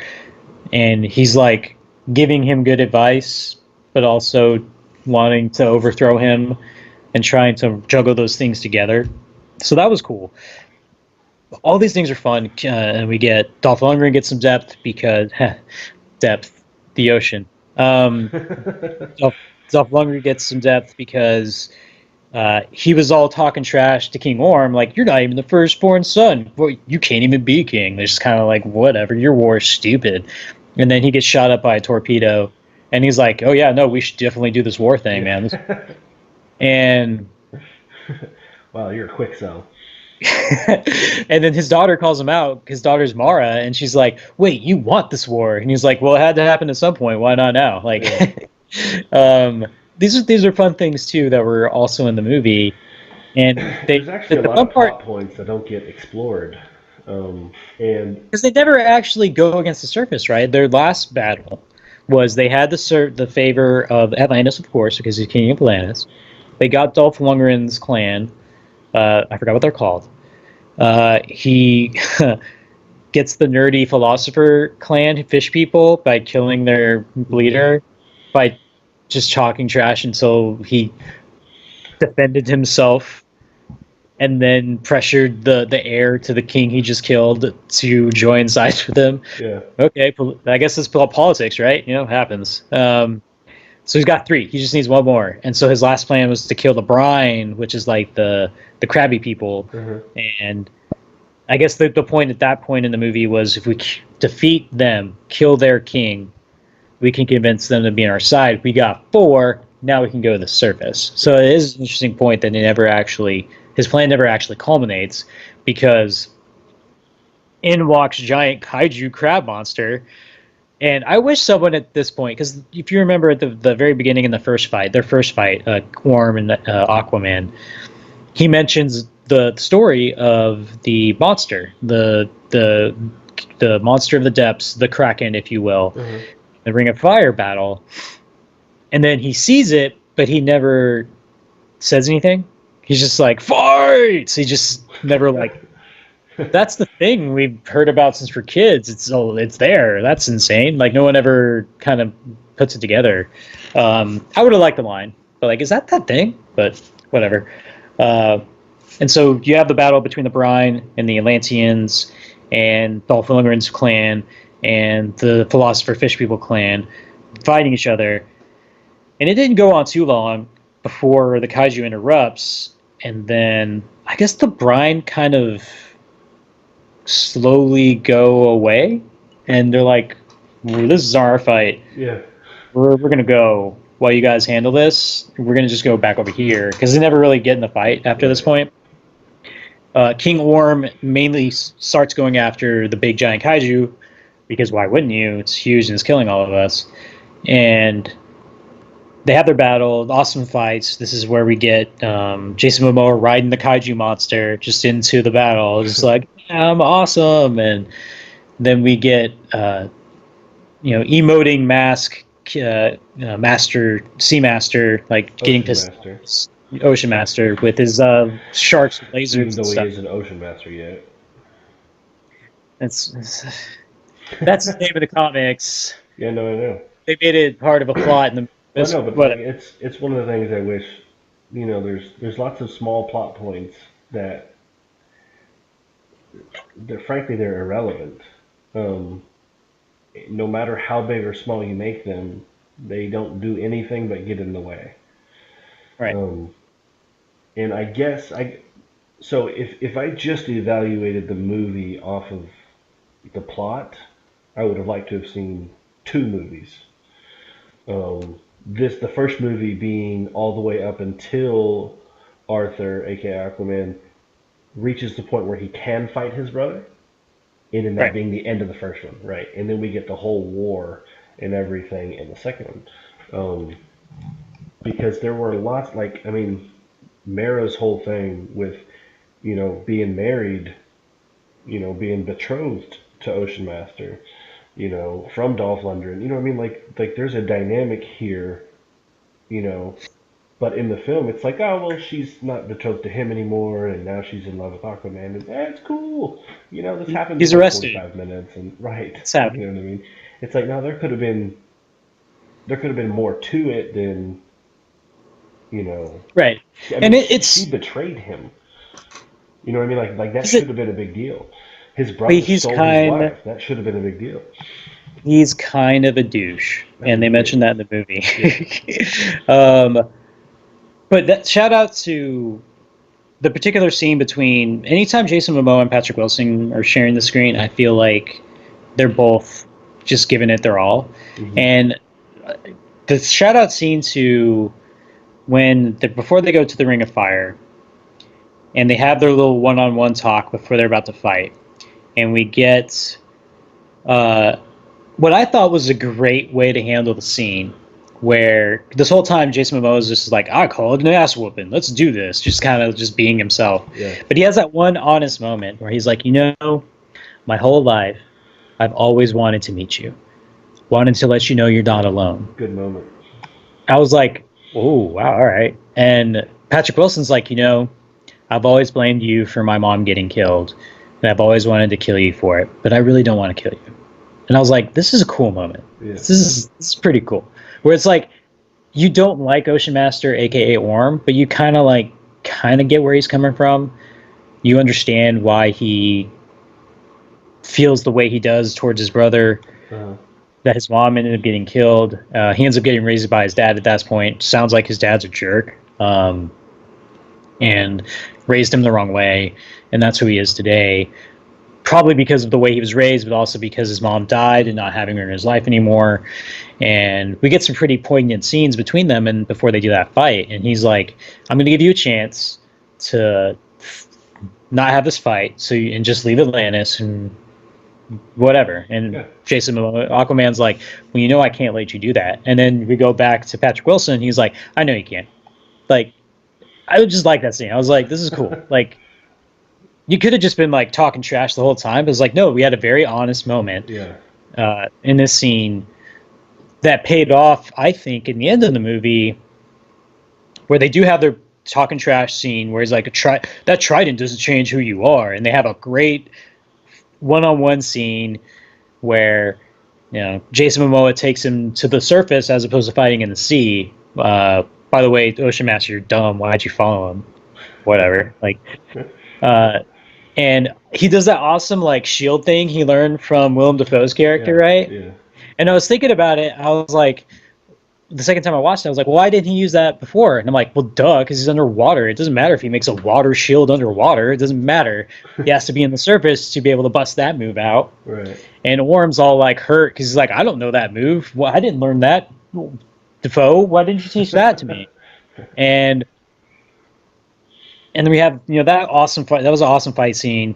And then we have that moment afterwards when he's defeated. His dad's trident's disintegrated, and he's like, kill me. He's like, I'm not like you, even though I probably killed a bunch of Atlanteans when I made the entire ocean eat them. Earlier, they were all riding sharks, and I made them get eaten by sharks. But I don't kill people. That's not what I'm going to do. And then, Nicole Kidman's like, stop killing people. And then, we get the pretty cool moment with Patrick Wilson, like, oh my God, my mom's alive. And he gets arrested by Willem Dafoe's character, and Dafoe does that line back because this is what Patrick Wilson had. He caught Willem Dafoe. That's actually a nitpick. I don't know how he put it together that he betrayed him that whole time, but It was just kind of like a throwaway line. Yeah, I knew you were raising my brother to overthrow me this whole time. Like, oh, okay. It made for an interesting dynamic, I think, because you're right. They don't lead us on to know that he knows. So whenever they bring it about, you're kind of like, oh, dang! But then you're like, how'd he know? Right. You're like, oh, well, he's king of the ocean, so he knows. He put his mom's bracelet on Willem Dafoe. That's what happened. Yeah. He's just like, here's my mom's bracelet. Please wear it. It's very fitting for you. It brings out the color in your eyes. Small wrists. Please wear it. So, and then we have that moment where he's getting arrested. Willem Dafoe is like, make sure he has a good view. And it's like I don't know what he's getting a viewpoint from this point. It's a cool line to drop, right? Just like, yeah, but it's like he's going underwater. I don't know what he's viewing, but whatever. But, Aquaman's just like, hey, man, if you want to talk later, just let me know. Like, there is animosity, but they're still brothers, and he's still genuine. Genuinity. There's still like a brotherly connection there. Yeah. And I liked it a lot. I mean, you're right, they didn't kill him, so they can probably bring him back. You imagine Black Manta is going to be the main antagonist for the second movie, especially with the after credit scene. And third movie, bring back Ocean Master if it ever gets to that point. Yeah. Like, so you can do that too. Let's go ahead and wrap up. What are your predictions for the next one? Obviously, there's going to be a next one. Do you think we're going to see a sequel before we see a Justice League? Do you think we're going to see a Justice League before we see a sequel? Do we have other characters to develop first? How do you think this is going to go? So this movie ended up making more money than the Justice League. So I feel like a sequel is totally happening. Like, I don't know why it wouldn't happen, especially since it's doing, from what I understand, pretty well here and overseas. So it's going to happen. If that sequel happens, I believe it will be Black Manta. It makes too much sense, especially with the end credit scene to set that up, where he's doing his king thing. Great after scene when he jumps. He's like, I'm the king, and like just flies through his Atlantis and jumps up in the air, and he's like, like that was that was really cool. So yeah, I feel, and then the after credit scene we see Black Manta, and he's on the door, like in Titanic, and he threw Jack off, and he's just on the door by himself, and then the doctor, or he gets rescued by someone, and then the doctor who had earlier in the movie saying like when all the trash and ships were on getting pushed onto the world, he's like, yeah, this is all the Atlanteans. Atlantis exists, and everyone's like, Atlantis doesn't exist, you crazy crap. It's like, we have a man who's Aquaman doing Aquaman stuff. Of course Atlantis exists. So we get him, and I forgot his character, the actor's name, but he's cool. He was fixing his stuff, and the same scene where they're messing with the Manta helmet and it shoots the laser through the ceiling happens again. It's pretty fun. And so you can tell they're going to team up, right? So like whatever tech that Manta was able to put together will probably be better because the scientist is going to make it better. So I feel like they're going to coalesce to be a team to be the antagonist for the next movie. It seems pretty obvious. That character, from my understanding, was actually he was with a young Arthur Curry before he was Aquaman, helping him out. He was actually a friend of Aquaman before when he wants to see Atlantis, right? He's like, show me Atlantis, and then Aquaman's older, and he's like, nah, bro, I'm not going to show you Atlantis, it's private. And then he's like, brah, I'm going to be a bad guy now. So they kind of skipped over that part, but I think that's fair to say, and I feel like based off the success of this one and the general critical success, like most people like it, I think it got generally positive reviews on Rotten Tomatoes as far as their ranking goes. Now we can get into how that whole system works, but the fact that it was fresh as opposed to not fresh for a DC movie is very good. That's good ammunition for it, because the only one up until this point was Wonder Woman, I believe. So this was a success. So I do believe they're going to have enough. I think that will probably be the main antagonist. I don't know if a Justice League is going to happen because we have Henry Cavill. The rumors that he doesn't want to be Superman anymore. We have Ben Affleck, Batfleck, going into alcohol rehab. Like, he's going through some stuff right now. His movie is kind of in question. It's been pushed off, switched writers, directors. He was going to direct it and write it himself, but now he's not. So I don't think a Justice League movie is coming up soon. So I feel like this one could happen. The only thing standing in its way would be the Flash movie, which is switched directors 10 times. Like it's Oh not my crazy to gosh. think. It's been pushed. It's been pushed, and it's if you look it up when you get your chance, it's in turmoil for a while. It was supposed to come out a while ago. So that movie, I don't know when it's gonna happen. But then you have the Shazam movie that's coming out in April, and I don't know if you've seen the trailer for that, but Yeah, I I'm on have. board. I'm a pretty big fan of Levi. Ever since Chuck, for those of you movie TV show watchers. Um, I think it's a great show, but I think he's a great actor. But before I get into that, we're gonna wrap up this before Kevin, you and I can finish the conversation.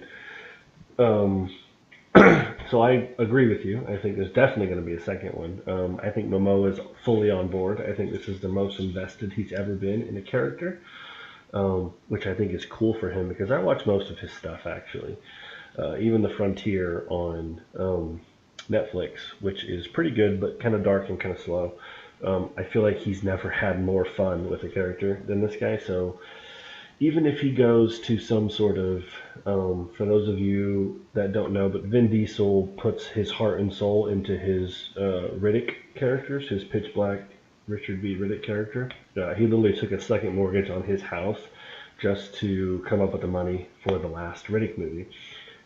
Anyway, I feel like Momoa will be that invested in this character.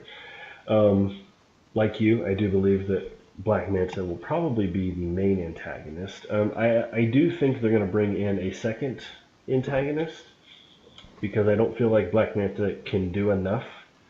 Would Um, the professor doctor person be the second well, one? I guess it could be, but now that they're the same team, I Because you could have the prime antagonist be Black Manta, and then Doctor Dude, who apparently has enough gumption to be on network TV, mhm, trying to get the people to be against Aquaman and attack it from two angles. And that's very that could the be. the whole concept of a hero having an antagonist, but also the people turning on him is all happens to almost every hero. Hmm. So that could be it too. But you might be right. It wouldn't surprise me if they added another one. Yeah, Uh, they'll need someone bigger because he just can't put up a big enough. He might be able to put up a big enough fight one on one, but he's not going to put up a big enough fight to go into the seven seas and challenge the king of the ocean. He's going to get all need his pirate he's going buddies. to need to bring him. He's going to have to figure out how to get him at a disadvantage, right? This is every superhero has to be at a point of vulnerability, and this is what the bad guys in superhero movies do. They do a good job at displaying or creating some sort of vulnerability in the superhero. So Yeah. that's going to have to develop somehow, which means it can't happen in the ocean. So it'll be interesting, but I think there'll be a second bad guy in it. Here's Uh, what you got. You got Black Manta. You got his pirate buddy Jack Sparrow. You got his pirate buddy Blackbeard. You got his pirate buddy Captain Morgan. You got his pirate buddy. Uh, I'm losing track. That's all the pirates I Jack know off the top of Sparrow. my That's head. okay. Jack Sparrow again. Captain Hook. Don't forget Captain Hook from Peter Pan. Captain Hook. He'll just bring them all. But yeah, but I think it'll be good. And I'll be honest, I kind of don't want to see. I want to see a second one of these um, before we see a Justice League. I think they need to redo the Batmans. I'm okay with Cavill as Superman, but the problem is now that they've created a lot of controversy with Cavill politically. Some of the statements he's made in an interview he did in Australia. Um, Mustache Gate, lest we forget. yeah, yeah. Um, so I can totally understand why he wouldn't want to be the Superman. You know what I mean? And then the whole Superman versus Batman uh, sort of kind of changed his character dynamic. So, but I think they're gonna have to redo Batman before we get a Justice League, or at least they should, because I think they totally freaking whiffed on that. I would like to see another Wonder Woman before we see it, and I'm pretty sure we will. 2020. 2020 is when that Okay, one's coming out. cool. But yes, I would love to see a Wonder Woman and then an Aquaman 2, and then for them to redo Batman and then get a Justice League. And I didn't realize Flash was in it. Again, I'm not really a big comic book guy, so I didn't realize they're kind of fumbling over there on that one. I don't know if it's ever going to come out at this point. It'd be a shame, but It'd be a pre-Justice League with no Flash. Do you think James Wan will direct the sequel? I don't know. I haven't read any reports. Has he done an interview yet on the film after the movie's released? I think he's done a few. He's talked about why he put the Pitbull song in there, which is when they walked up from the ocean. Yeah. Okay. His reasoning for putting that movie, he was like, it's my shout out to the Fast and Furious kind of. That's very Fast and Furious moment to have that song in that moment. So he's talked about it, but I think it might gauge on prior commitments and also how much fun / restrictive experience he had during this movie. And if it was a negative experience for him, then you might just be like, whatever, I'm gonna go do my own thing. I don't know him personally, but from what I've seen him do, he does a lot. He tends to stick his name to stuff and leave it there. And he tends to, you were talking about the difference in the roles between producers and executive producers, and I can shed some light on how that works. Basically, either someone goes to a producer or a producer comes in and says, hey, I want to be a part of it. And what happens is they basically say, I'm going to give X amount of money, and they negotiate the terms for what that money is going to be used towards and what their role is. And some people just want to be a producer in the sense of, here's money, make me some money, I want 2% royalty, and they don't really care. Here's 40 grand up front, you know what I mean? Call me when send me my first check or whatever. But other people want, no, here's 50 grand or here's $1 million. I want control over X part. Gotcha. And from watching James in the Saw series, I imagine he had quite a bit of say-so. He doesn't seem to be the kind of guy that will attach his name to something because, as you said in the beginning, he wanted to do something new that hasn't been done yet. And he likes doing these things. Saw has never been done before when James got a hold of it. And he was a young kid when he got a hold of it, and look what he did with it. And he kept his name attached to it the whole time. And he's going to be looking to do the same thing. So I fully expect to see him in the next Aquaman. I even expect to see him partitioning for taking over Justice League, to be honest with you. Because interesting. He's going to have... who directed Wonder Woman? I can't remember off the top of my head. I forgot her name.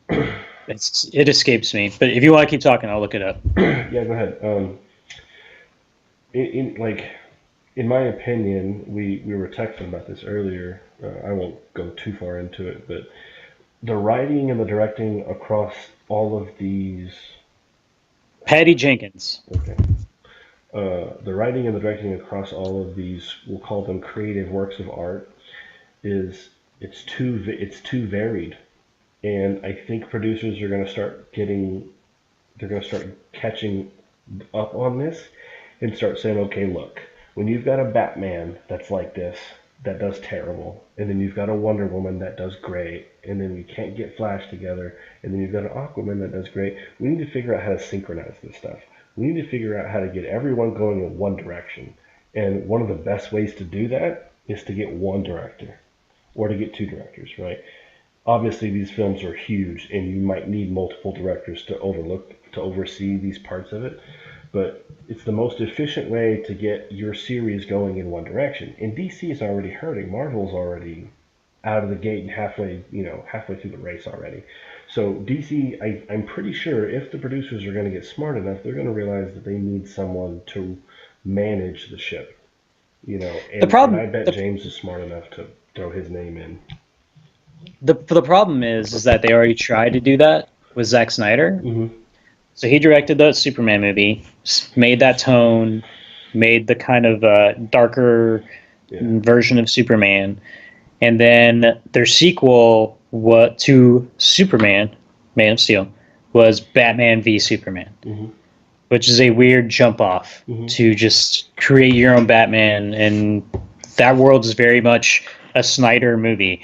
And then Justice League was a Snyder movie. He was directing it for the majority of it. So they tried to do that, but it was almost like, okay, Zach, you did great with Man of Steel. It did fine. let's do another one. But what if? And I think he did reports, or there was like interviews where he's like, it was kind of his idea to bring Batman into it.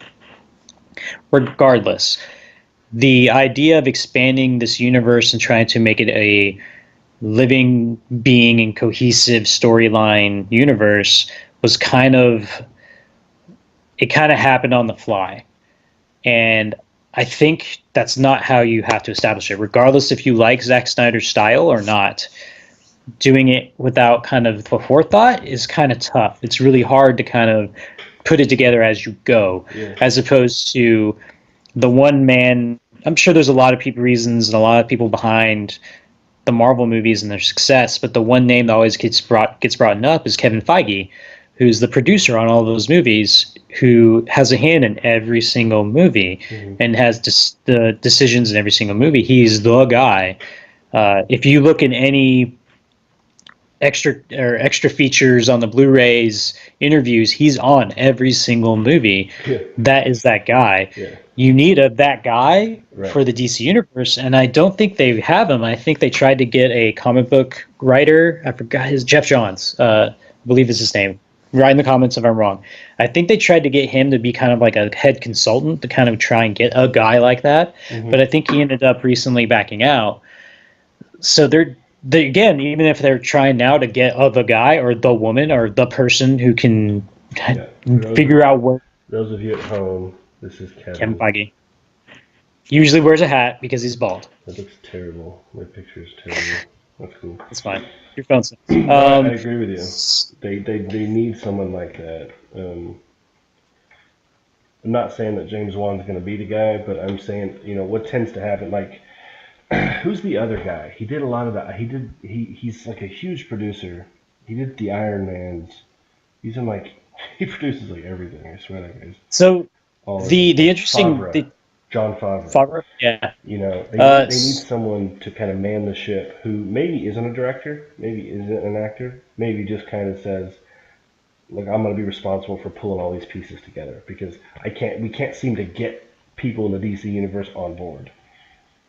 The interesting name would be the genius who brought us Guardians of the Galaxy, who got fired from Guardians of the Galaxy 3, and that's James Gunn. James Gunn already got picked up for a DC movie that's coming out in the next couple years. That would be an interesting name to try and be the guy, the person that has the vision.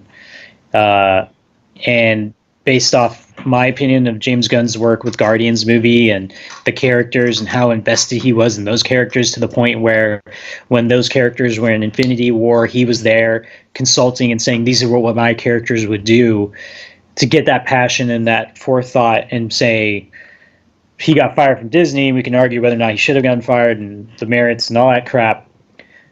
Would DC bought him up if they were like, hey, James, can you help fix all this? That might be an interesting point too. On top of James, I don't know if James would want to take helm of the whole. Maybe he would. Maybe he's like, I've never done this before. Let's do it. I'll try and be the creative vision behind all this. I think James Gunn might be a more appropriate choice because he's done something like this before, and he was able to get an ensemble of characters in a movie and make them all feel real and have their own moments. So it would I think James Gunn would make sense to make it. Just cut my point short. I would say you'd have to pick. I don't know what James Gunn's production background is, but I know Juan likes to, start something off and then continue to produce, even though he steps aside. What it's going to take is a producer's mentality, right? Because you can't always be the guy that steps in and says, I'm just going to run everything. I'm going to control everything. You got to be the guy that says, who can control it from a distance? I don't know if James Gunn can do that. I know he's a great director. But it'll take that kind of mentality to figure out how to pull DC Universe's heads out of their asses. But I mean, they're coming out. It'll be good. They're coming out with a Shazam movie. They're coming out with a Birds of Prey movie starring Margot Robbie as Harley Quinn. They're coming out with a Joker movie starring Joaquin Phoenix. That's not in the same universe. It's just kind of its own thing. I think I'm fine with one or the other. If they wanted to make it a cohesive universe that's all together and we could build up to events and wanted to be something like Marvel, I'm for that. If they wanted to go complete wacky and have Joaquin Phoenix be a Joker that's not involved with Batman at all in this point of his history and just crazy one-off stories, that's cool too. I prefer Do the it, one-off stories actually. that'd be You cool can do a too. lot But with like them. to have we it's kind of like the Marvel formula where you have your character stories, but they also meet up into the bigger movies, and then have a one-off where this is the Joker right when he started his origin story, but it's not the same Joker that was in Suicide Squad, Yeah. the Academy Award-winning Suicide Squad. Uh, the Yeah. it's weird to have that because like right now the Joaquin Phoenix Martin Scorsese film is very much just doing their own thing, and that's fine and that's cool.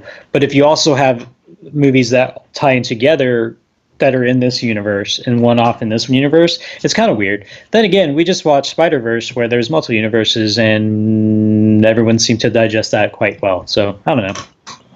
I don't make movies. I don't make universes. I'm Yeah, that's cool. just a dude with a Stark Industries hat. Well, Kev, I appreciate you talking to me about Aquaman. It was a fun Yep. ride. Yep. I look forward to seeing the next DC movie. We got movies coming out here pretty soon, which you'll be back on for. We've got what Captain Marvel. Looking We've got forward a to couple of it. DC ones. We got Shazam. Um, Avengers Infinity War and Endgame will be back on for. So yeah, we'll have more movies to discuss. We'll have more things that we disagree with and more things that we agree with as it goes. But yes, I'm going to wrap it up. Thanks, Kevin Kaine, for joining us, yep. movie watchers. We appreciate you guys joining us too, being a part of the conversation. Comment anything you want. Tell Kevin or me that I am stupid or that he is stupid. We don't really care Do it. what you think anyway. So hope you guys enjoyed this video, and I'll have more reviews, and you'll see Kevin here not before too long. So peace, guys. See you on the next one. Later. Cool. That was an easy ending. Which I can edit out. So we're gonna stop it. How long was that recording?